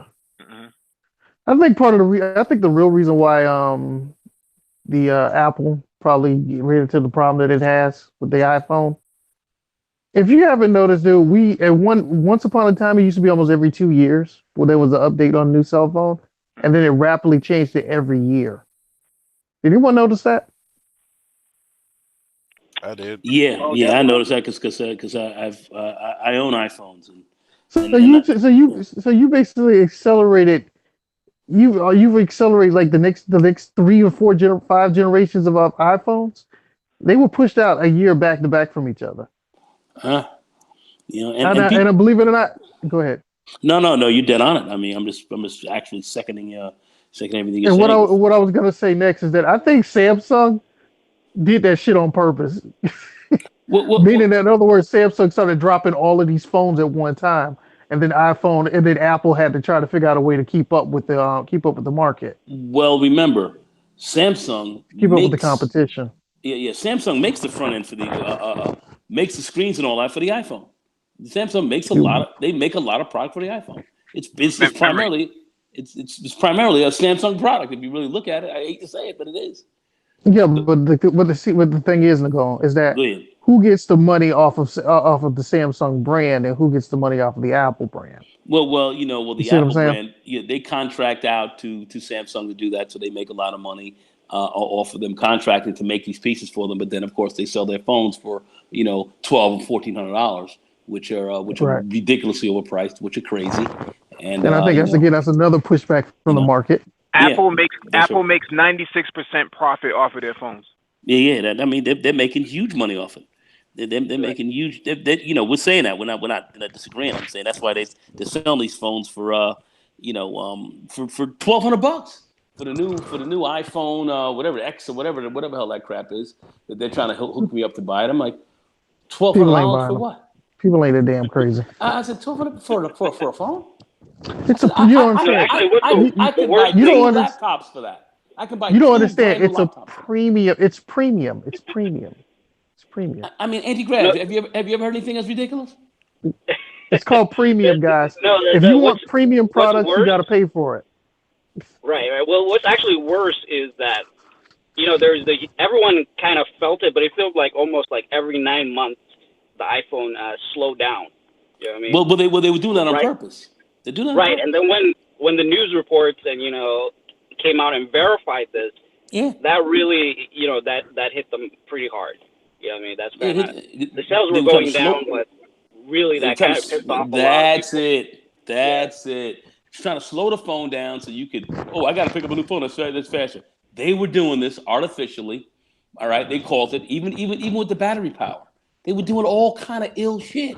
Just to manipulate. That's why I'm looking at this iPhone stuff, and I'm having some issues with my iPhone now, and I'm like, nah, dog. Y'all think you think you're getting ready to get on the going on that $1,300, $1,400 hook? You got another thing coming. I'm Audi 5,000 on you. I'm Audi 5,000 on y'all. I'm going to Android. I'm Audi 5,000 on y'all. So I mean that's so that there's a limit to what they're doing. Let's just put it. And that's why Africa is starting to develop their own Android smartphones. Yeah. That's why they're building their own platform. So and we had a whole hangout talking about this. If people want to refer back to it, it's actually the African Mobile Development Black Tech Talk that we had, and why you need to be focused on application development. This is going to be huge going forward because everything is going to revolve back down to applications, and if you don't know how to code, you're going to be screwed. I have kind of an idea on that. YouTube has pretty much penetrated all the global markets. I don't know how much it's penetrated Africa. I have a feeling it's not that much. So what if there was a homegrown, almost YouTube version that catered specifically to the African market? That was developed and that worked. More on kind of the lower end smartphones, but didn't use as much bandwidth or data. Yeah. Is that something like that possible? Yeah, of course. You can do that right now. There's pre-designed platforms that you can use, but there's nothing really complex about YouTube at all. In fact, the coding is always in beta. That's why things don't always work. There's a lot of funkiness that goes on with the algorithms and whatnot. A lot of stuff hasn't been curated or completely curated in a way that is stable. So that you see sometimes some people get unsubscribed from certain channels where they didn't really unsubscribe. There's a lot of funkiness that goes on. But when I spoke to people at YouTube, there's only so many people that actually work at YouTube. It's very sparse. It doesn't really have a whole lot of human capital involved in it. So there's a lot of slow moving processes going that is happening in the background. That's why YouTube hasn't really updated itself over time. Not enough hands on deck. But in terms of your question, yeah, that can happen because keep in mind that there are 900 people in Africa that are on mobile right now. How do you collectivize all those people, all that brain capital and all those human resources into one platform? Right. So you need to develop apps that are going to be bundled in with these new smartphones that they buy. They want to do the bare minimum to get online. Did you say 900? There's 900 million people right now on smartphones smart and dumb phones in Africa. So how do you bring all those people online or onto a streaming platform? That's going to take a lot of horsepower. So you got to think about the back end, right? Back end coding, back end development, and then you got to think about the front end development. The GUI has to be very fluid, intuitive. So you're going to need front end developers. You're going to need back end developers. You're going to need also to think long term about just a smart TV platform as well, right? A lot of Africans obviously are using these TVs, but then you have a connectivity issue. So how do you deliver last mile connectivity to all these people that live in rural villages that don't have access to the urban center? There's a whole lot of things that need to be discussed going into that. They really do. But I wonder if all this front end stuff is going to be written in Java or even something exotic like Sybase or something else like that. I'd be really interested to see what It's all HTML5, brother. HTML, you think HTML5? You think they won't be using anything else? Be interesting. Yeah, for smartphones, it's all HTML5. Okay. Mm-hmm. If that answers Gravity's question. HTML5. Should we be on HTML6 by now? Well, they only change the standard every 10 to 15 years. We just got to 5. Okay. Because I figured we'd probably be on 7 or 8 by now. Sorry, I totally forgot it was. Okay. But anyways, the thing is that I think the best thing to do, dude, is I guess if let's say if we or somebody was interested in developing some type of social media platform, be it like a YouTube or anything, start small. Don't get your head too stuck up in the clouds too much, because there's a lot of unknowns. There's a lot of unknowns that are out there. Start with something small. Start with something small and just work it and let it work its way out. But don't try to compete with YouTube right away. I would suggest not. If I may interject, can y'all hear me? Yes, we can. Go ahead. I don't think the people in low places wanted to hear my 10 hat theory. Go right ahead with it. So with that, if y'all can hear me, if they'll let me say it, because the phone wouldn't work either. But I personally also just think that they're going to make sure that they have access to us 24/7 in some shape, form, or fashion. So Big Brother is always looking. And I also want to say, to add to what Loadcast just said, is that I apologize, Mac. Did you want to say something? No, go right ahead. So to add to what Loadcast said, that seemed like the time to give a perfect plug, a shameless plug for my channel, Reigning Woman, and Reigning Woman 2. And I have something else in the works. So don't sleep on your smaller channels, because Reigning Woman is going to blow up. I declare it. Okay, I'm gonna fall back. Thank you. Thank you. Make sure you fight your case, your battle right now with YouTube. Now's the time to do it. Yeah, definitely fight them. Definitely do that. Okay, great. Thank you. Yep. Make sure they you let me say that all. See, they didn't want me to say it, y'all. I'm gonna fall back. Yeah, make sure you you open up a claim with them. You open up a claim with them and get that taken care of. But yeah, to your point, they do want everybody connected, because people are money to them. They see them as commodities. So data is a commodity. People are commodities. They want all that information, and they want those people. So we have to keep in mind that connectivity is very important. That's why 5G rollout has been such a hot topic. It provides high speed bandwidth over the air that's almost similar to what you get on a wire. So a lot of pushback on that, Mike. You're seeing a lot of pushback on that right now for environmental issues and a lot of other things going on. It's going to be interesting to see how that evolves. Totally I got an opinion about. I got a agree theory with the on amount that of one. bandwidth. Totally agree with the amount of bandwidth that can be put out there. huge, massive, but how some of these other issues are going to affect this is going to be rather interesting to see. But I totally agree with you on that. Yeah. Well, think like this. On 5G, they're getting right now. I just checked last week. They're getting 1.5 gigabits per second. Okay, that's compared to 4G, you're only getting 29 megabits per second.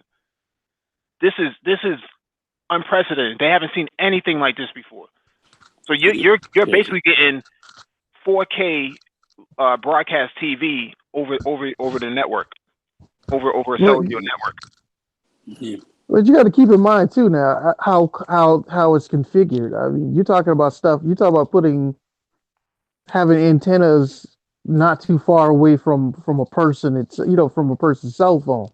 I mean, it's not like It's not like a mile away or half a mile away. You're talking about like within your neighborhood, within your within close range. So I can understand that. I mean, It's low powered though. 1 gigabit, huh? It's low powered. That's why. And I That's think why. go ahead. No, I was just saying that it's low power. That's why they're going to be more populated on per city block, Okay. right? Right, because the power is low. Now there are some other characteristics. This is where you kind of fall into the dark side of Wi-Fi. Mm-hmm. But there's some other characteristics that I think people should be concerned about that they're not talking about. Mm-hmm. For example, like monitoring. You can monitor people with Wi-Fi. Um, I think the real biggest issue, everybody talking about the health concerns. I'll be real with you, dude. You had a health concern since the first time you picked up a cell phone. Since the first time you turned on a microwave. Come on, you had a health concern. They said that's what killed Lewis of Beatrice, and he had a cell phone to his head all the damn time, and and that's how he got brain cancer. I remember with my older phones, we used to have some of those Qualcomm phones and so forth. If you guys remember those, Yeah. be holding on to those bad boys, and them some bitches would be hot when you held them up to your freaking head. They were hot. You'd be holding them all night long too. Because it's microwave, Yeah. and we know microwaves cook your food, so so at various frequencies, microwaves can do a lot, and those phones were hot. So I was like, these things are hot. Maybe we should be thinking about maybe taking these phones away from your head and talking on them, talking on the on a On a either Bluetooth on or your mic earpiece. or earpiece. Yeah, and they were saying that you were getting some through the earpiece, but still you weren't getting the you weren't getting the amount of radiation that you could actually get directly from the battery and the operation of your phone up to the side. Yeah, of your head. but here's another thing too. We keep in mind too. What's the number one place guys always have to stick their cell phone? You know where. Right next to them. You know where. Well, for the guys with the skinny jeans, they don't have to worry about that. We did a cell phone pocket. We did a special cell phone pocket on all of our pants. But the bottom line is that I think the part of the real controversy that everybody's talking about, it's a health concern. No, it had a lot to do with China being the spearhead of 5G. I think that was the real big issue. They don't want to be colonized by through technology. It's called digital colonialism, and that's what the United States is worried about. Yeah, I think that that plays a role. I do think there are some environmental issues, but I definitely think the Chinese factor in controlling this technology and being out of it is a factor as well. That can never be downplayed. That can never be downplayed. No, you're right. Well, they're working on 6G already in China. So China has enough people population wise to actually run 6G and just outperform the United States all around. And that's what they're worried about. The United States hasn't even come up with their own 5G equipment yet. So that's why they were relying on China. But as a part of the political aspect of the technology, they just had to kick these guys out, slow them down, slow down their number one market, which is the West. So as it stands right now, they've taken all that equipment and they threw it into Africa, and now Africa is going to be ahead of the United States in terms of 5G. Hey, you see where discrimination and racism gets you? This game is changing fast. The United States, hasn't been smart in the game that they've played over the last, they haven't been smart. This racism and this, colonialism I think and it all this. outsmarted itself. I think it outsmarted itself. And I'm not smart. I think these guys were stupid. I think these guys were blind. They couldn't see in front of them. They thought things were going to go on. I'm sorry. They thought things were going to go on ad infinitum, and they didn't see some. They didn't see some of these changes. And I'm glad that it is in Africa. It's definitely going to be the biggest emerging market, and over the next 100 years, and it's going to be revolutionary. What's going to be happening there, and I don't know how much war is going to settle these issues. I don't know if war is going to be the answer there. Well, they may try to go up and blow up some towers. Take the towers offline. That's the extent of a digital technological war, where they'll sabotage the equipment, supply chain, sabotage like they did with Iran with the whole entire Stuxnet. That was supply chain, espionage and attack. They'll probably do the same thing to China as well. But you'll probably see a lot of attacks inside Africa, because a lot of those towers would be in places that are not heavily guarded. So it won't take much for you to, walk up to a 5G tower and just kind of, cut the cables on going up to the top, cut the power cables and just take it offline.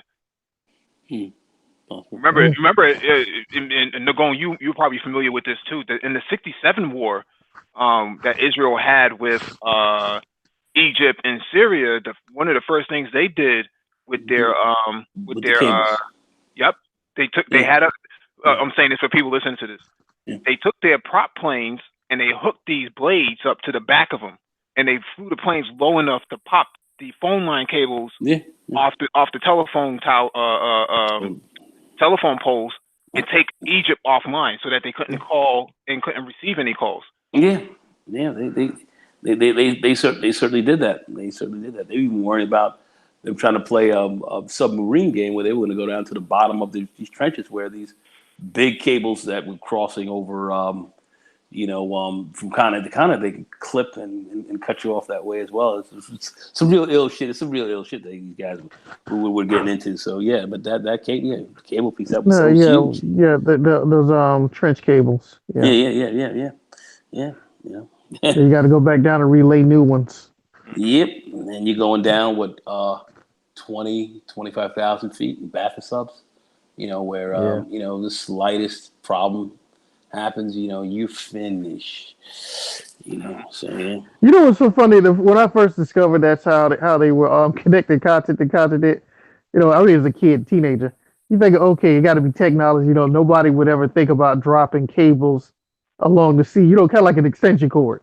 That's all it is. Right? That's exactly what it is. That's so exactly as a kid, you think, okay, they got to be using like radio waves and radio waves and satellite dish. No, man, these motherfuckers grabbed some They grabbed some wire and just ran across from one continent to the other. And a big ass extension cord. A big ass extension cord. And there you have it. And you know what's so funny, dude? That just goes to show the determination of man. Yeah. Jeez. No, well, it's necessary for globalization. There was no other way to really handle this. I mean, before they were probably using just satellites, right? Because it was probably cheaper for them to actually do. But to lay down all that fiber cable into the ocean, all that copper cable, that's pretty expensive. That's not cheap. Very expensive. Nation states have submarines with buzzsaws on them that are used in case there is a war, that you will cut. That's a fact. You sever communication. That's important. They're going to cut you right off. And the thing about it is you can't really track these subs as well. These subs are more difficult to track. But they know that's a target. Go ahead. Yeah, they have these midget subs that deploy off of the bigger subs, and then those subs go down as low as possible to cut that cable and then take off and be gone in the middle of the night. Yeah. Next time everything goes dark. Boop. What happened? Yeah, it's Well, exactly you how it know what goes. happened. Well, remember You when know communications. Russia went to war with Georgia in 2008. You know, a lot of African Americans thought that Atlanta was going to go to war. You know, everybody's in the streets. Oh, I'm in the ghetto. You know, we're going to go to war. You know, that type of deal. But Georgia. So stupid. I just got that one. Oh, that's just wrong. Oh my Russia. God. I just got that one. You ain't shit to go. Like you ill. You Ew. ill. It is ill out here. Yeah, Russia went into Georgia and took the state of Georgia right offline in a matter of minutes. They took the broadcast TV offline. They couldn't broadcast out to the people. They took cell phones offline. No one communicates with each other, and they took down their old telephony grid so that they couldn't call the United States.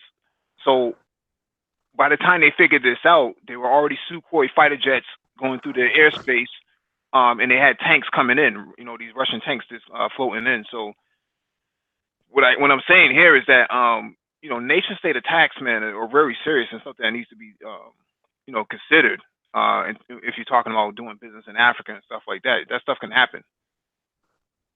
Right. Facts. Nicole, you have anything you want to bring up? This is open chat, so you can just bring up anything you want. No. I'm just kind of going with the flow of the convo here. So I'm just kind of responding. I'm kind of dealing with some stuff here, just back and forth. So on another platform. So just let me you know, I'm just listening in, man. You know, you guys are highly butter laid. Loadcast, man, go ahead, break it down, fam. Break it down. I was on the panel. I was on the panel earlier with Loadcast. And he and I were on Reg the Bad Guy, and I couldn't stick around. I had to actually get off. So I missed the rest of that conversation. But it was fine, man. But you know what, bro? I hate to say this, but it kind of hurts my feelings that to have to admit, dude. You know what? You just I gotta let that shit be. Just leave it. I'm gonna leave it alone. Oh yeah. Because, dude, I mean, it was just so obvious. It was so blatant to the point I was like, you know what? Just leave it alone. But you know what? At the same time, perhaps things are more organized than sometimes we you know, not to say you, but me may not want to acknowledge. Maybe things are more organized than I think. You know what I'm saying? You know, you and I have talked about this, but you know, just as as a reminder, you know, structure requires social hierarchy, and a lot of people in the Black community are not feeling the idea of a social hierarchy where your members of the brain trust would be at the helm. If we were running a country, we would be the technocrats. If you look at your most successful countries like China, Xi Jinping, the president of China right now, is an electrical engineer. Everybody within the Chinese Communist Party has a STEM background. Same thing in Singapore. Everybody who's in leadership has a STEM background. Japan, STEM background. Russia, political science and STEM background. You know, Russia is known for their have the best rockets and some of the best military industrial complex. Germany, very, very strong in terms of manufacturing and industrialization. They're run by technocrats, very organized people, very conservative country. So when you look at the most successful countries and how they're run, it's really done at the top, and it's not really run by people who think that they're cooking people on Hangouts and behind keyboards. That's not how this is run. That's not how you have any sort of central governance. And to try to decentralize the governance of your community, you're asking for a civil war. Well, let's. Okay, Lucas. I think I know where you're getting ready to go, but hang on a second, fam. Hang on, hold on. I know where you're going, but civil war at times in developing nations, advanced countries, this is kind of a natural state of affairs. Mm-hmm. It's a little bit unfortunate, but we can look at every major country, every major leading nation that you can talk about. The Spanish Civil War. We could look at the French Revolution. We could look at the United States Civil War here. We could look at the civil conflict in Russia. We could look at civil conflicts all over. We could study them throughout history. So we're looking at the most powerful states, and this is what we do see. What I see evolving here, and we're going to talk about the manosphere more specifically, is a normal state of affairs. We may not like some of the things that we do see, but it's normal, and it has to roll. And through this, there's going to be a certain level of Italians have a word for called evoluzione. There's a certain line of evolution that's going to happen. That's going to happen here, and certain things are going to have to evolve in a certain way. And I believe that is on its horizon. I can certainly see certain things that are going to be coming about. So let some of these things evolve the way they need to. When we start talking about what's marketable and what isn't, some people are not marketable. Some things are. New players are going to come into the game. Certain things are going to come in to change the dynamics a little bit. The name of the game here is, as long as you are putting forth a fairly decent content game and can pivot properly, this thing should work well. And there will be change. There's going to be disagreements. There will be some level of conflict, but I say don't engage in it too much, because toxic conflict is not helpful to your growth. So run above some of this stuff and let what's going to happen happen. That's generally how I see it. I don't, you sit back, put your robe on, put have your Crocs, would be in your Crocs, laying back, and continue working your plan. And that's really how I see what's going on. It's not worth sweating a lot of the stuff. Yeah, it isn't. There's no other way to see it. It really isn't. Yeah. And this is just what happens in nature automatically. Yeah. This is really what happens what goes on every day in nature. It's it's just gonna happen. There will be change. You can count on that.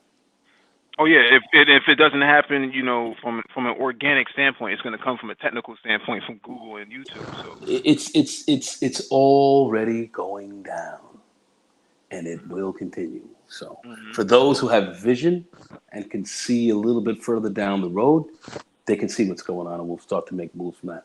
Those who do not, just won't. And that's, I don't know. I don't know what more to tell you. Yeah, you said enough, man. Enough is it is what it is. I got called Hitler. Communist. And you got called Mussolini. Oh yeah. Hey! Like we've been plotting on some like we've really been sitting back in the dark plotting, and somebody almost exposed us. God, stop it! But you know what? It is what it is, man.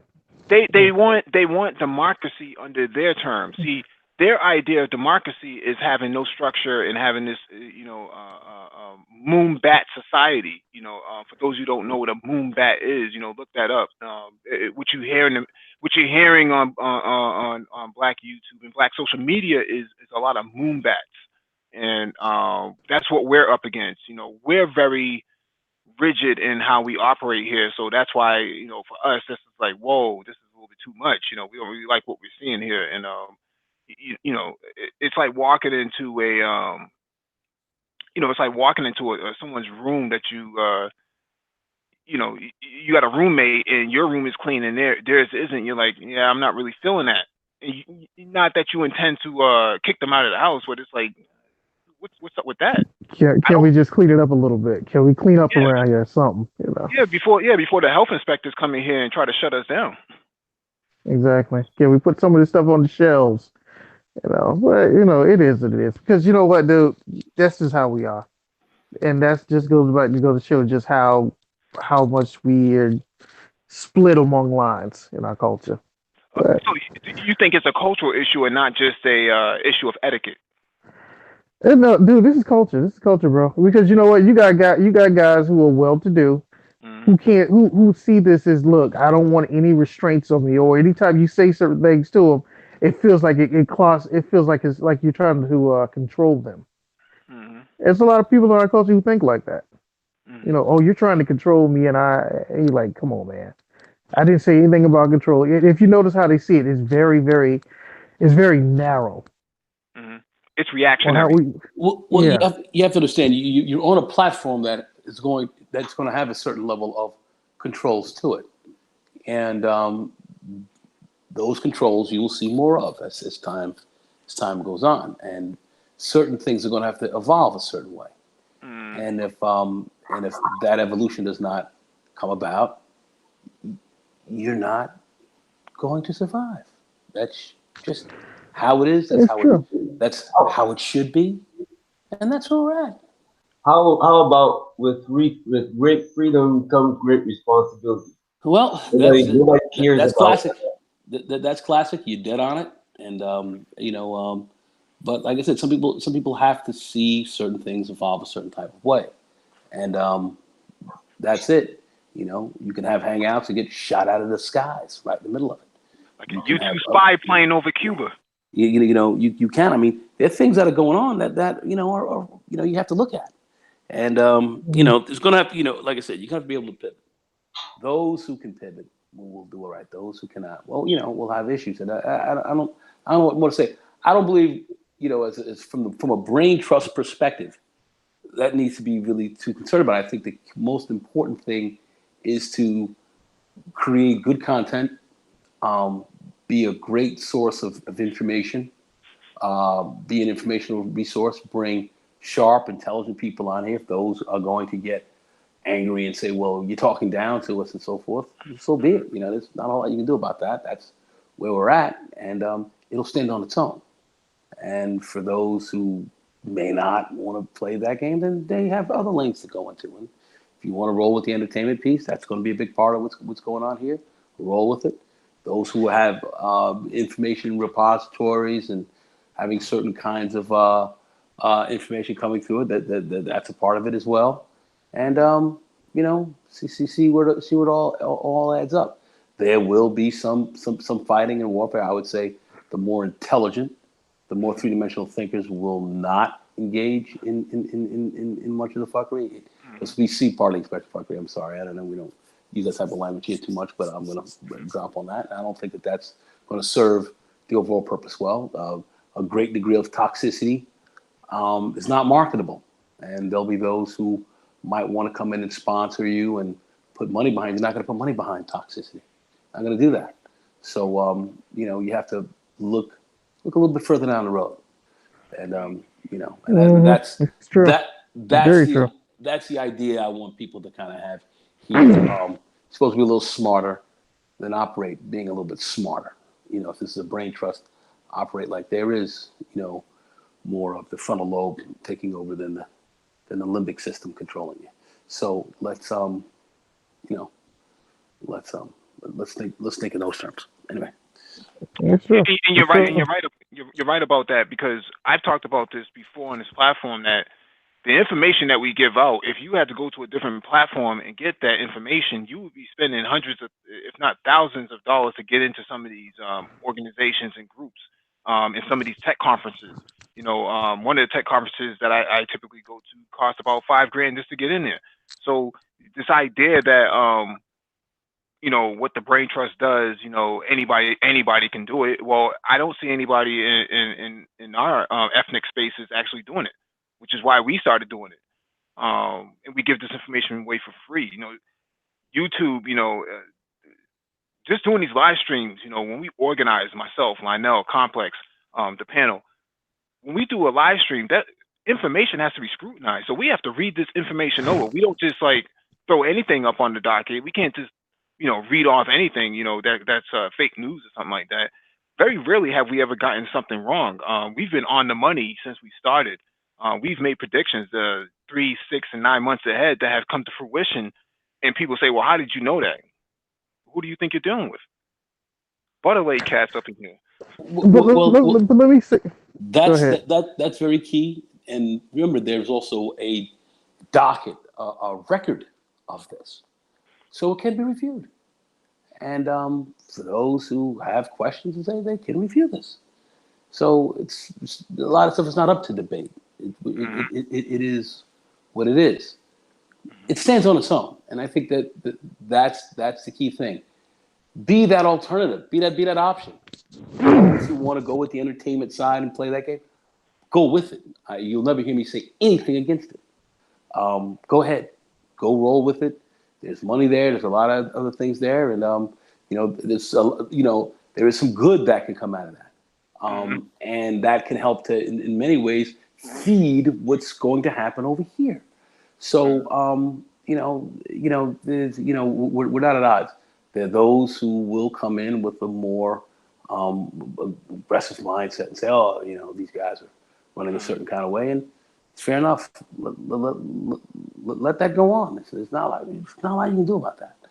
So, anyway, I'm sorry, but anyway, go ahead, Lucas. Go ahead. You were saying something. Yeah, go right ahead. What I was gonna say is one thing I noticed out here in social media, and keep this in mind, guys, is that this is an open platform. Anybody can just jump on, say anything they want to say, and some people will believe it and some people won't.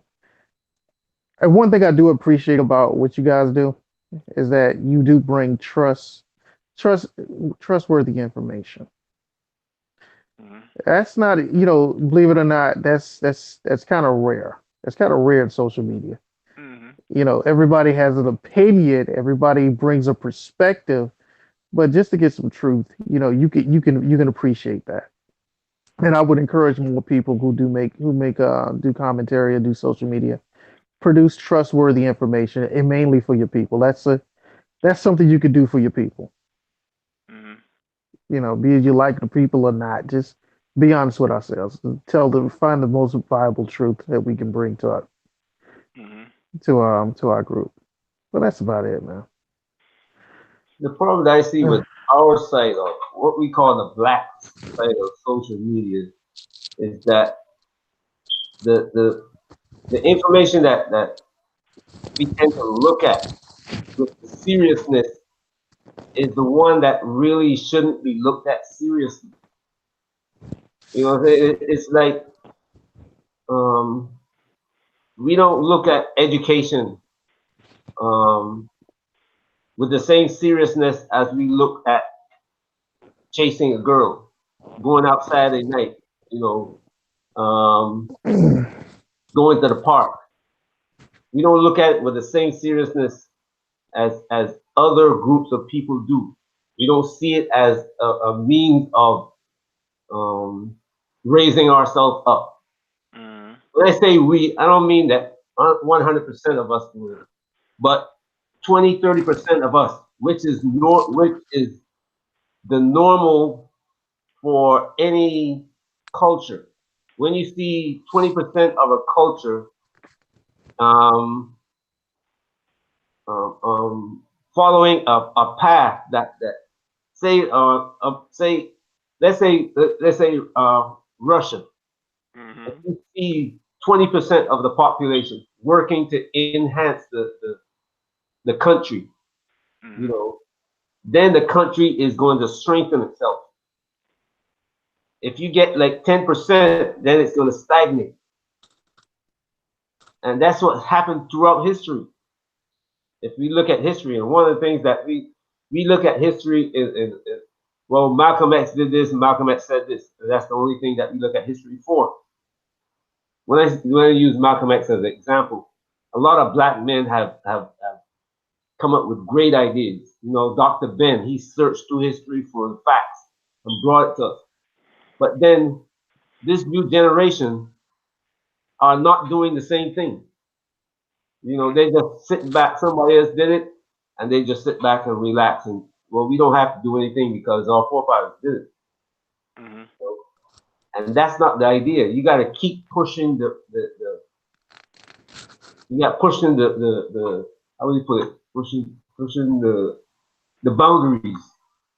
DE, I could agree with some of what you're saying, but I would have to disagree with some of it because we are pushing boundaries. There are things that are being founded and being done that are kind of revolutionary. I understand. I just want to say this: where the Black Brain Trust comes in is where a lot of this information is being highlighted and it's being talked about. Where the perception is that there is not this isn't going on, which quite frankly is not true, and that's I'm not saying that it's not reality. happening. I'm not saying that it's not happening. Mm. What I said is, look, when 20% of, if you go throughout the U.S., you'll see that some states are healthy and some states are not. That's always been the case here in the United Yeah, States. but on balance, you get the states that are healthy, they lead the rest of the country.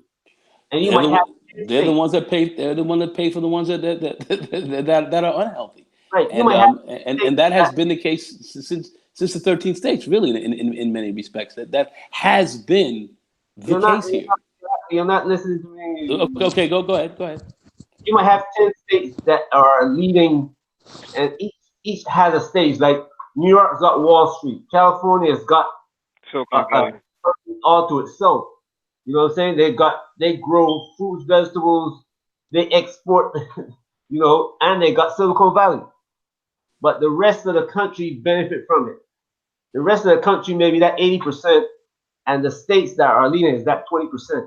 If we don't have that 20% that's leading, you might have 1% that are the cutting edge, that they're the billionaires who come up with ideas and they invest in, say, technology, and they drive the technology market.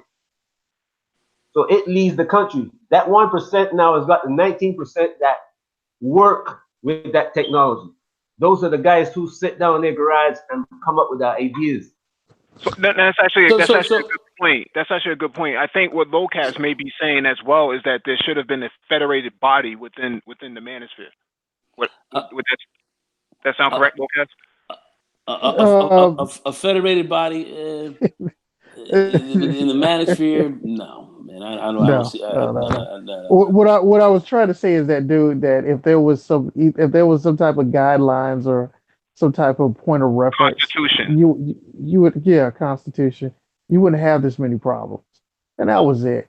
And everybody else and some other people took it to that other level, and I just went on ahead. I'll admit I was playing along right along with that shit, but that was it. Well, you also have to look at, at the end of the day, this is a business. The manosphere Mhm. and the amount of people coming in, and the amount of money coming into it.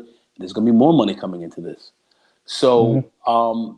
this is a business, Hmm. and kind of what's driving a lot of the dollars right now. What's driving that, and that's what you have to look at. What's driving a lot of it? You've got a lot of eyes coming in to here. You've got a lot of people flowing through the manosphere. It's been that way for a while. It's increasing immensely. People can come up with channels right now and get 15 to 20,000 subscribers in a couple of months, where that used to take a couple of years. Oh yeah. And now you can do that very quickly. There's a lot more money flowing through, as we can see, hundreds of thousands a month, and then it's going to come close to bigger numbers. As those numbers grow, there are going to be other people that are going to be looking at this manosphere and saying, "All right, fellas, it's time for us to move in and do X, Y, and Z." That's what's coming down the pike.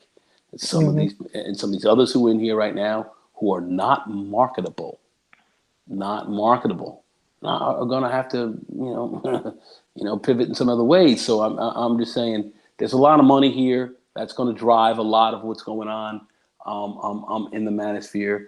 The women talk and all that kind of stuff like that, has driven a lot of dollars, but some of that's going to be changing now. So you're going to have to hit that a little differently. And, you're going to have to come up with better, more creative content, better edited and so forth.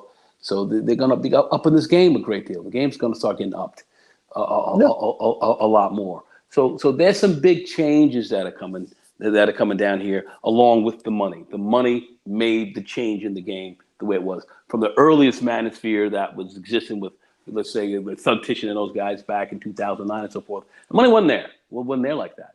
People are I'm now gonna making livings out of this now. People are making livings out of this. Their livelihoods are tied to this.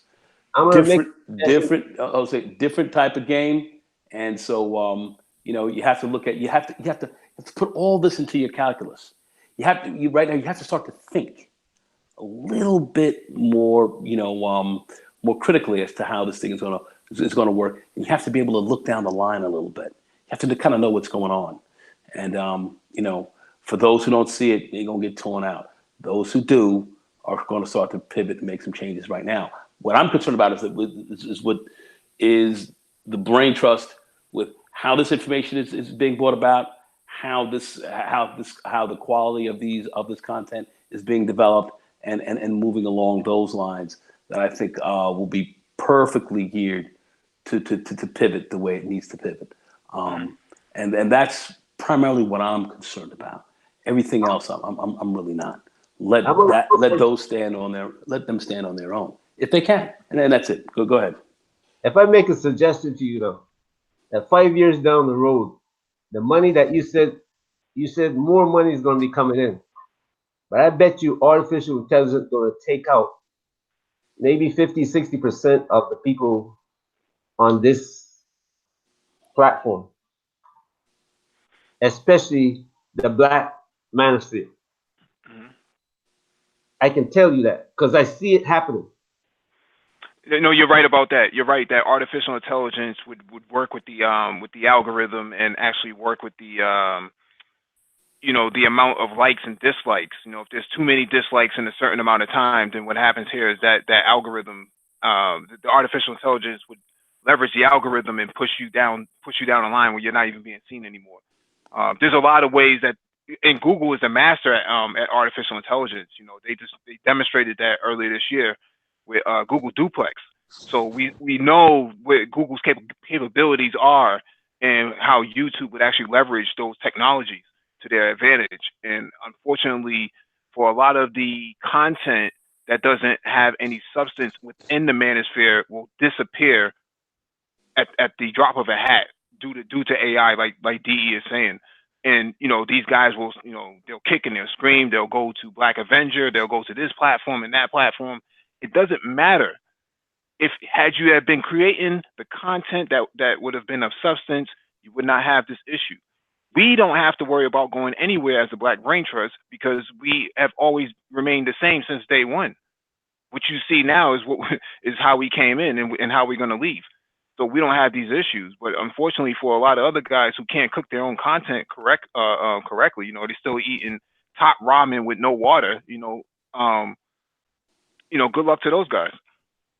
That's one way it's going to happen, Mike.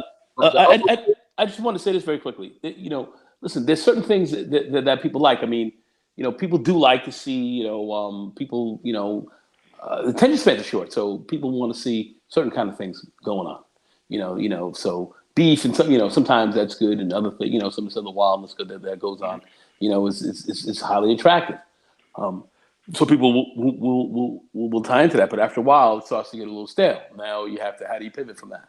And that's where a lot of this is right now, and that's why I'm saying, gotta be thinking in this game now. You gotta be thinking, and I don't want to go deeper into that.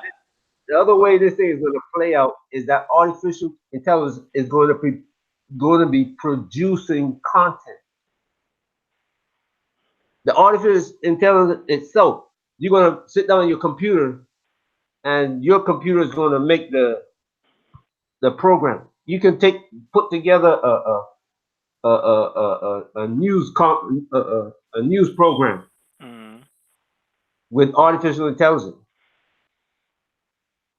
And the same talking points that these guys are using is going to be produced by artificial intelligence. You're going to sit down and type out this thing, or somebody's going to sit down and type it out, or somebody's computer is going to type it out, and the voice going to come on and talk.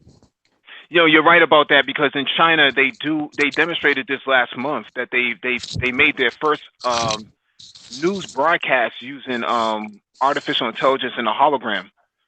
So they've demonstrated that this capability is in play. So what DE is saying is not that far off. You probably won't see it for another 5 or 6 years. I think it's already here, because believe it or not, there's been some times you can look at some of your popular news networks and you'll notice something odd about it. I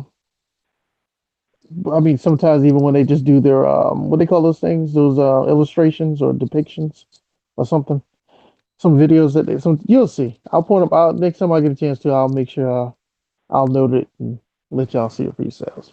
But what DE is talking about is already here. The bottom line is how the real trick is for the most part is how do you get people to adapt to it? How do you get people comfortable using it? And usually that comes in the form of video games. Mhm. And then eventually those people grow up, and then eventually they grow as they slowly grow up. They grow up actually with this type of technology as well. You know. Exactly. We already adapted to it. The cell phone that you have in your hand, you can I look everywhere I travel in the world. The other day I was in Sophie, and went out a group of us, and right next to us there were about 20 people at the table, and everybody at that table was texting. Nobody was talking to each other. So that technology is already in our hand. We already the people who create this technology for us. When I say the people, and this technology didn't come from Google, it came from NSA, CIA. Well, Google is part of that too. But this is a military operation. Everything that you see in your hand came from the military, and the U.S. government cannot have patents. So guess what? They get people like they might come to me and say, "Look, you're working on this. We got this information here. We want you to patent that. You work for us now. You work for the CIA, and you signed this agreement." That's how the government works. Everything is military. Everything in this country is military. And I mean, people might look at this cell phone in hand with all this happiness, but this thing came right out of the military operation. Every step of it. People will argue with me about that, but the proof is there. Anybody, I mean, Mike, you know about security. So, When so, you say so what's the military, point? when you say military, I think you should also include Central Intelligence. They play a huge role in a lot of Exactly. that. Those are the people who go out and say, "Look, we need this for our operation." CIA might say, "We need this for our operation. How we do it?" And we find somebody who look. I talked to a guy who made a what's called that you can insert into your ear is the size of a milk rice grain. And when he made it, he says he went into a room and they were in this room talking about how they're going to market it. Mhm. And a group of people came into the room. And he sat down beside and say, "Look, we'd like to buy your idea." Signed a contract right there and took all the paperwork that he had, everything. He never seen it again. He don't know who these people are. Never saw it again. So when I say that this thing is the next generation, which is my children and my grandchildren, they are going to have this thing built into their body. You see that Bluetooth that you have sticking in your ear? That's going to be put on your ear. So we are already into the technology. We're becoming part of the technology. And in the next generation after this, I don't know what they call it, Z or Y or whatever. They're already coming up with a social credit score now, right? So now they're talking about what you put what China you has it. China yeah. already uses it first China year. has it, but they're discussing that in the United States as well. Mm. China. They Wait, already. wait. Could you already imagine the credit scores of most Black Americans? Oh my goodness!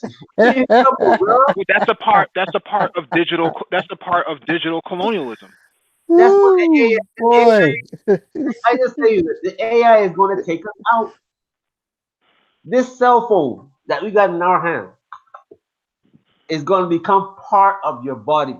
Hmm. I don't know if you guys ever saw a movie called Repo Man.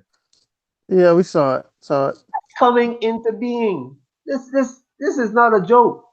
Hmm. These guys already found out that our body is electric.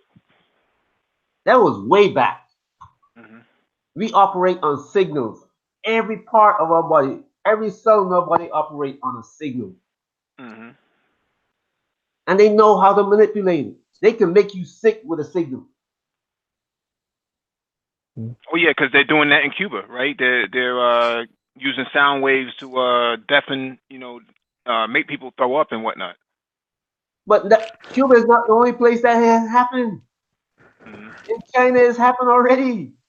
It's happened in Russia. It happened all over the world. But Cuba, they make sure you know about Cuba because they were trying to take out Cuba. They were trying to take out Cuba with Venezuela. But that is been known for a long time, dude. There's certain light, certain color, certain I don't know all these terms, but there's Certain frequencies. no, not frequencies, not frequencies.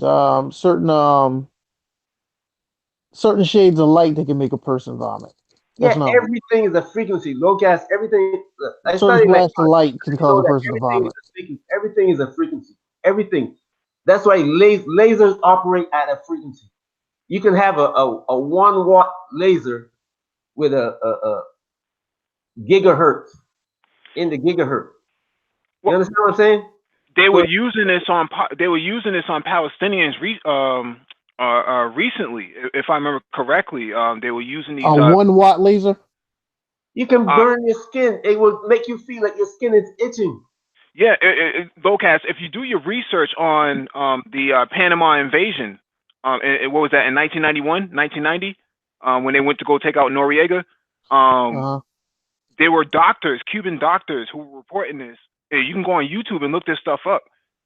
They were saying that people were saying that there were red dots burning their skins, and they had no idea where it was coming from. It was U.S. military going in. They were testing the stuff before they went into Desert Storm. Wait, but they were burning their skin with a 1 watt laser? It doesn't actually burn you. It just it feels like it's burning. It's like you're being cooked with a microwave. Oh, okay.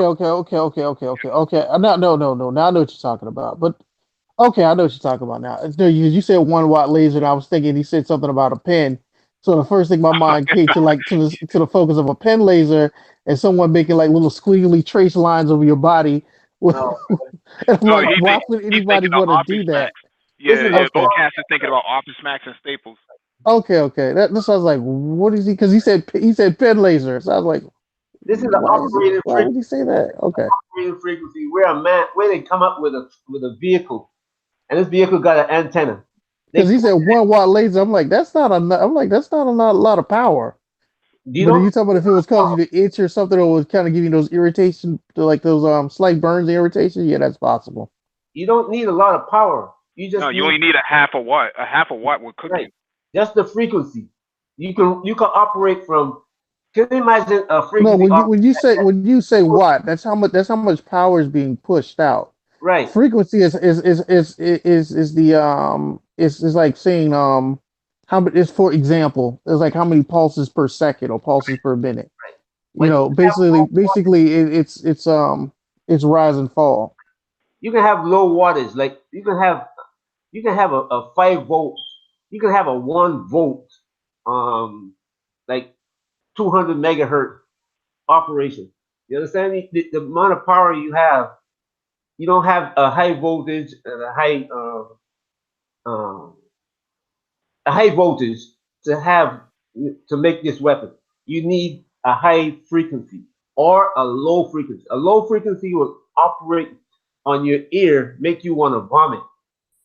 A high frequency will operate on your skin. Okay. You see what I'm saying? I don't know if you understand what I'm saying. No. See, the thing is, like again, when you talk about the frequency, I understand what you mean, but then I need to know what is it exactly? Is it like it's a sound wave or something? Is that what you're referring to? Everything is. You go through the sound wave and then you arrive at the light. There's the spectrum. You start out with sound. On the positive side of the spectrum, you start out with sound that you can hear. 20 hertz, 50 hertz. You understand? Those are sounds that you can hear as a person. Now, when you get up higher, there's a high frequency, ultra high frequency. When you get up to the higher frequency, you can't actually hear it with your ear. Right. But it's there. You understand? That's the frequency that affects your brain, your nervous system. Right. Now, some frequency affects the cells in your body. It doesn't kill them, but it causes the heat. It heats up your cells and kind of like drive you crazy. Because Really, what it is that you have keep in mind that anytime you play with like laser lights, basically what it is you're I don't know the proper term, but basically what you're doing, you're pushing electrons. I know that much. right, Um, depending on my question was is what type of medium are you using? But I get what you're saying now. radio frequency. You can use a radio, a regular Okay. transmitter. You Yeah, know, you can tell by the way birds avoid antennas on people's houses. No, UHF and VHF. yeah, because we ever had something about how they set up. I'm getting sleepy. I'm about ready to log out. But No, the that's thing is, I understand we understand the reason why that is because they use the way they see or monitor, the same way they see things or ever how they use their heads or whatever. It's very similar to, it's a very similar type of thing that they use. And usually they'll try to avoid it because usually for them basically birds fall out the sky usually sometimes when they run into high frequencies or high pitches, high frequency antennas. That's quite known. That's quite known. Um, and usually what happens is some people say that it might be because it may burn, it actually might burn their heads or something like that. I don't know how true that is, but I've heard about that before. And Gents. it's the same thing that happens with dolphins and Yeah. whales. Go Gents, ahead. great conversation, man. I got to get it first thing in the AM. Me too. Great stuff. We will wrap later. I'm gonna pop off, man. But great stuff, Mike. The rest of you guys, Nago, Mike, nice talking to you again, remaining bro. woman, Loadcast, and DE, and all you guys to the chat. Peace. Yeah, peace. Peace. right, bro. Hey guys, I'm out too. I gotta get up in the morning. Shoot, I gotta get up in a few hours. No, it's cool having you come through. So thanks for coming through. Definitely. Hey man, you gotta do this again, man. If you do this all the time, I'll be showing up. Yeah, we'll probably do All it right. once a week or so. All right, peace. Perfect. Peace. I know you gotta go up. You know you gotta go to work tomorrow, Mike, bro. No, I'm waiting for C Boogie, man. C Boogie been trying to get in. I'm not sure what's going on with him. Oh, okay. Yeah, not but sure what's going on with his connection. we already hooked into the cell phone. We got it in our hands, but the next generation after us is going to be really tied in physically into AI.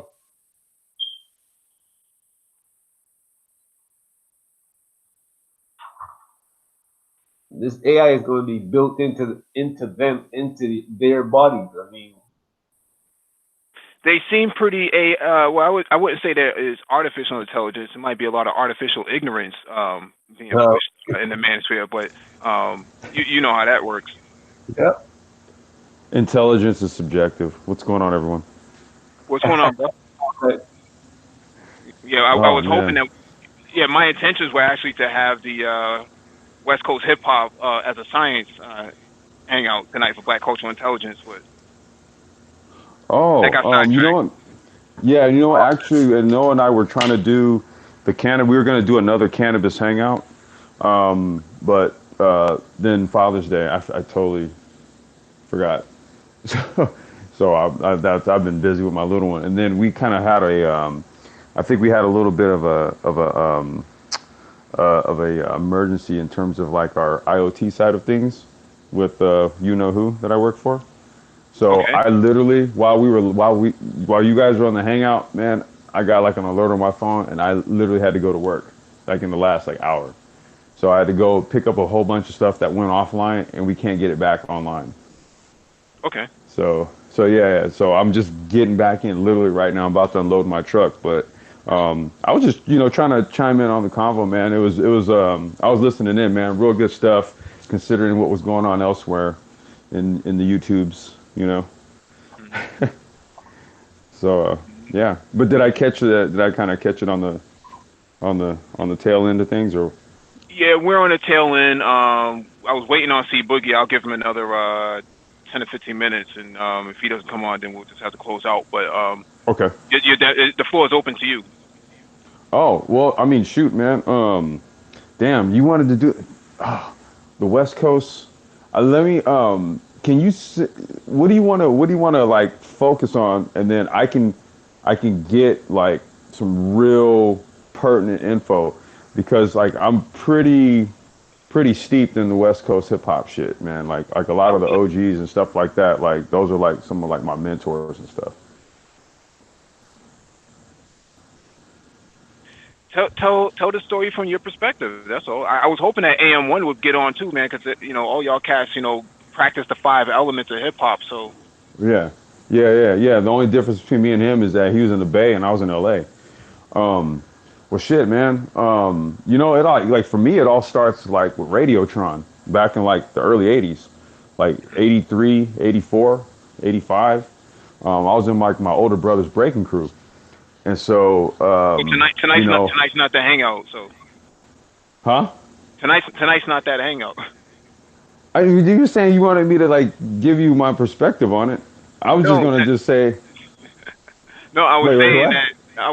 that when we do have the hip hop as a science, that you and AM1 give your perspectives on it at that time, not Oh, tonight. okay. Oh, gotcha. Okay, I misunderstood. Okay, Yeah, yeah. but I go back, dude. Let's just say that. I go way back in this shit. Yeah. Yeah, a lot of history people don't know about, man. And like for people who think that LA was all like gangster rap, dude, nah, that was some more artificial shit. So Yeah.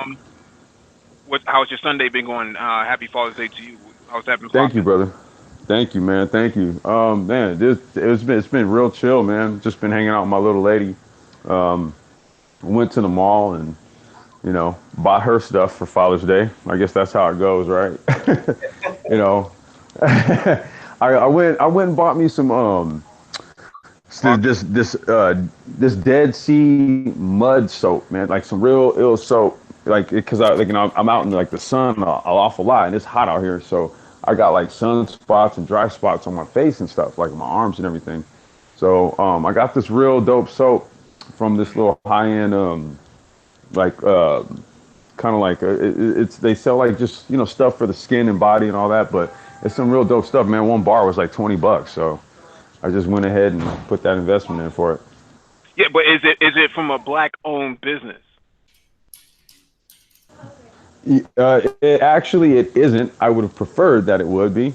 Well, Hotep, brother, Hotep. Hotep.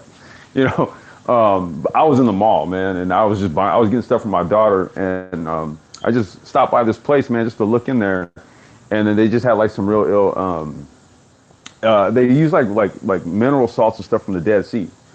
So it was some real interesting stuff. I tried it on my arm, and they exfoliated my forearm, right? And like I had all this dead skin just come off, and I was like, yo. And then I was looking in the mirror. They're like, yeah, you see all this shit on your face, and I was like, yeah.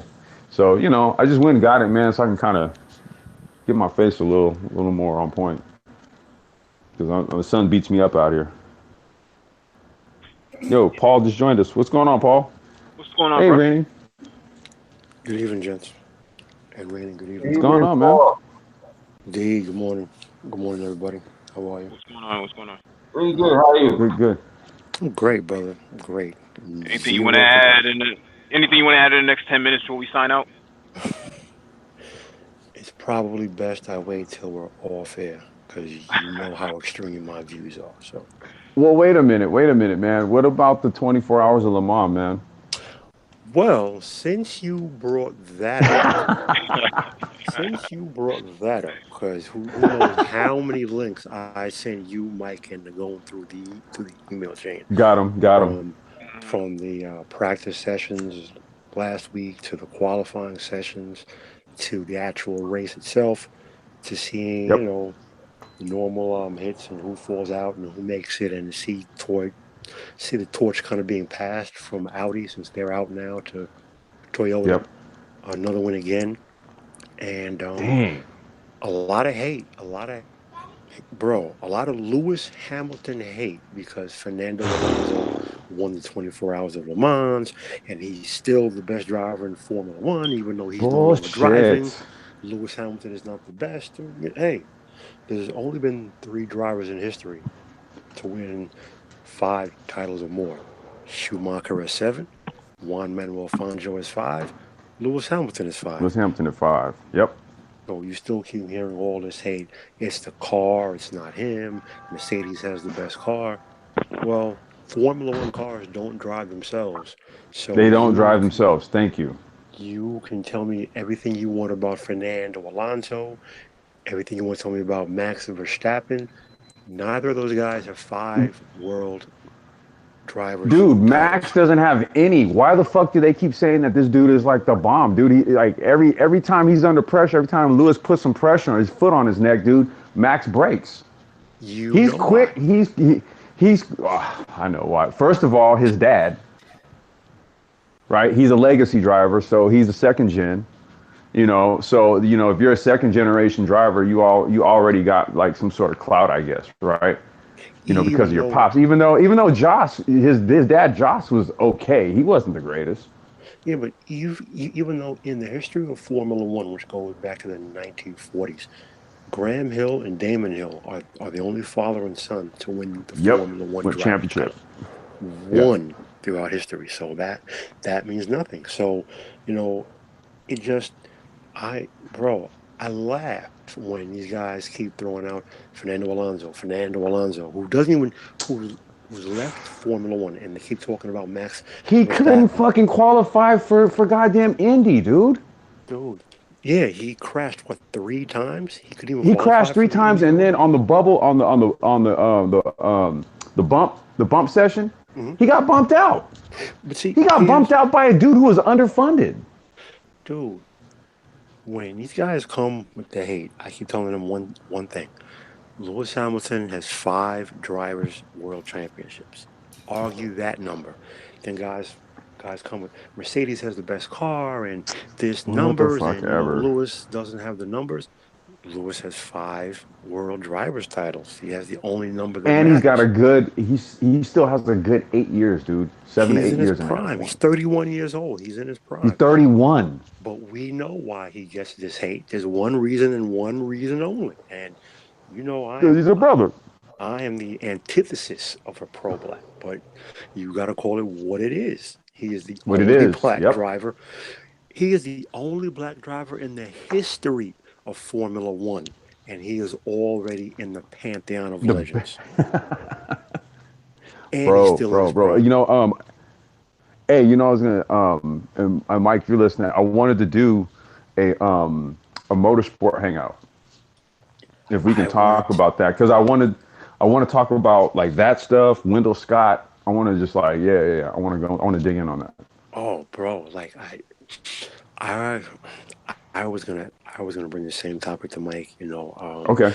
And since the Nürburgring reopened for the season, during the off season, they repaved Schwedenkreuz. They took out the jump. You can take Schwedenkreuz even faster now. Wow. They repaved Exmuller and Hochheichen. So it's amazing, bro. It's amazing. And they have. You know, I was going to ask you too.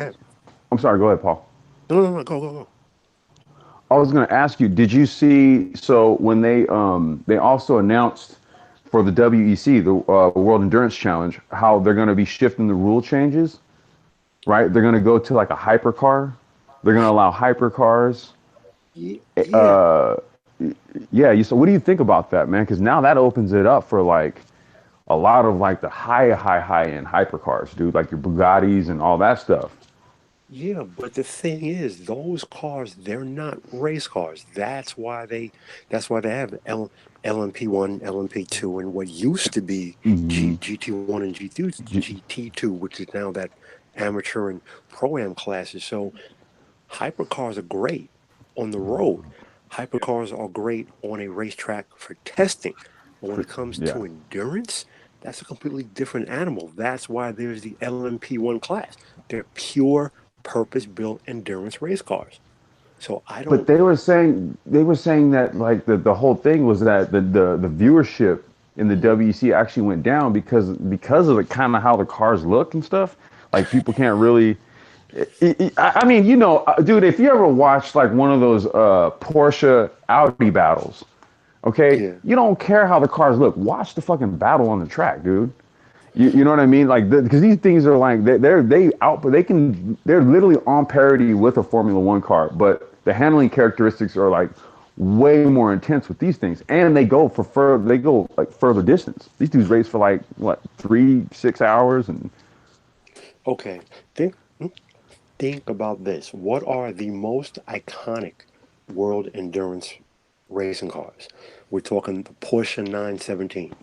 We're talking the Porsche 962. We're talking the Toyota GT1, the Nissan. I want to get it right. What is the RS01? Whatever it was. But those were the first two. The Toyota GT1 and the Nissan. Those were the first closed cockpit. So yeah, now everything is closed. Well, no. Let me back up.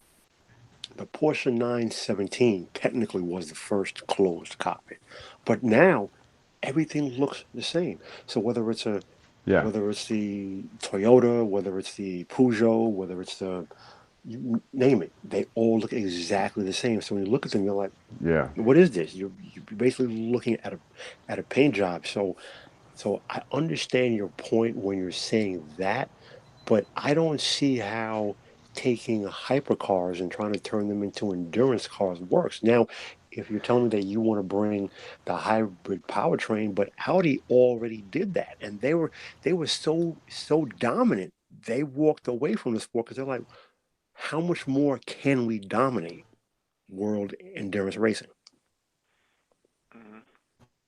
So I don't know, and that was a topic of this entire race weekend. No one knows what's going to happen with that. WEC is not saying how they're going to finalize the rules. So I don't know. Personally, I take a wait and see because they haven't really said much. Paul, do you have managerial rights on the Black Brain Trust? When you say managerial rights, Uh-oh. I'm not following you. You Hold have the on. Giving me a ability to wrench. start and stop a Hangout. I don't know. I've never tried ever. Was he delegated those rights, Complex? Do you know? I think Complex is gone right now, so we'll have to work on that. Because you should have those capabilities. I believe we discussed this maybe about a month or so ago. Oh, well, Yeah. So I you'll be able to launch your own not content, but you'll have the ability to start up a stream on the Black Brain Trust. um, if I did that, it would have to be limited to racing because Hmm. Yeah, that's your thing. That's why I asked. That's why I asked. That's all. okay, yeah, We'll focus on that later. We'll give C Boogie another 5 minutes and see if he comes in. And it's unfortunate that he isn't able to get on. mm, 'Cause I know other people had issues getting onto the panel. wow. Did it work for you the first time coming in, Paul Bryant? Yeah, I had zero issues. You too, you as well, Complex. Yeah, I think Complex is the way. Mm. But yeah, Paul Bryant. We've been just talking tech. I know you've been in the chat, so Okay, Yeah, can I jump in there now? yes, you can. please, by all means. Awesome. So first of all, this was a very great live, very great open chat. And I want to say again, happy Father's Day to everyone. And Complex, I'm so glad that you had a great day and your skin is going to be marvelous with that soap, by the way. Yes, that because that is also very good for exfoliating. And yeah, so this was great. Once again, you guys keep doing what you're doing, keep adding substance to YouTube, and the personalities you guys are smashing. Thank you. That is high praise indeed. Oh, thanks. Hey, man, Thank you. dude, Hangout totally crashed on me, man. Do you guys hear me? We hear I you. hear you. I Oh hear you fine. shit. Oh, sorry. Oh, damn. Okay. Yeah, dude, totally crashed on me, man. So, like, Paul, you were in the middle of talking about, I think it was the 917, and then like it completely just crashed on me. Oh, And then I think Mike was asking me something, and then I had to restart it. I was just saying that, now in endurance racing cars all look exactly the same. The Porsche 917 and the 956 and the 962 are some of the most iconic race cars ever.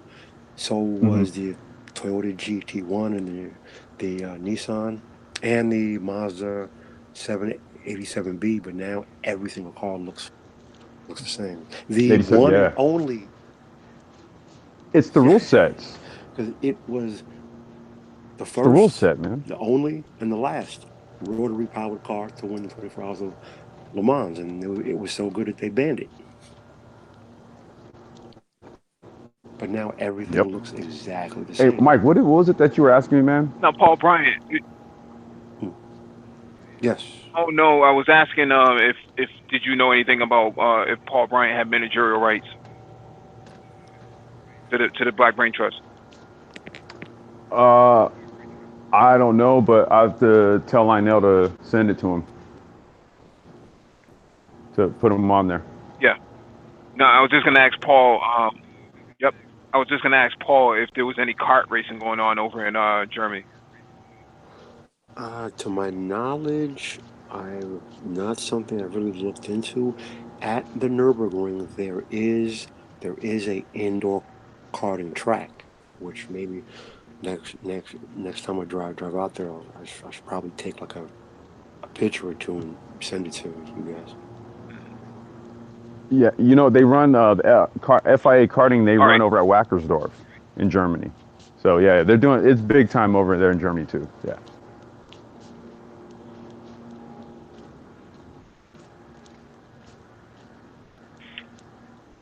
All right. Thank you all for joining us. I did not intend this to go all the way to where it is right now. I actually opened the Hangout just for like an hour or so, and it ended up being 2 hours and a half. So, um, thank you all for joining us, and come back tomorrow for Space and Technology and Black Business Intelligence on Tuesday, talking about public banking.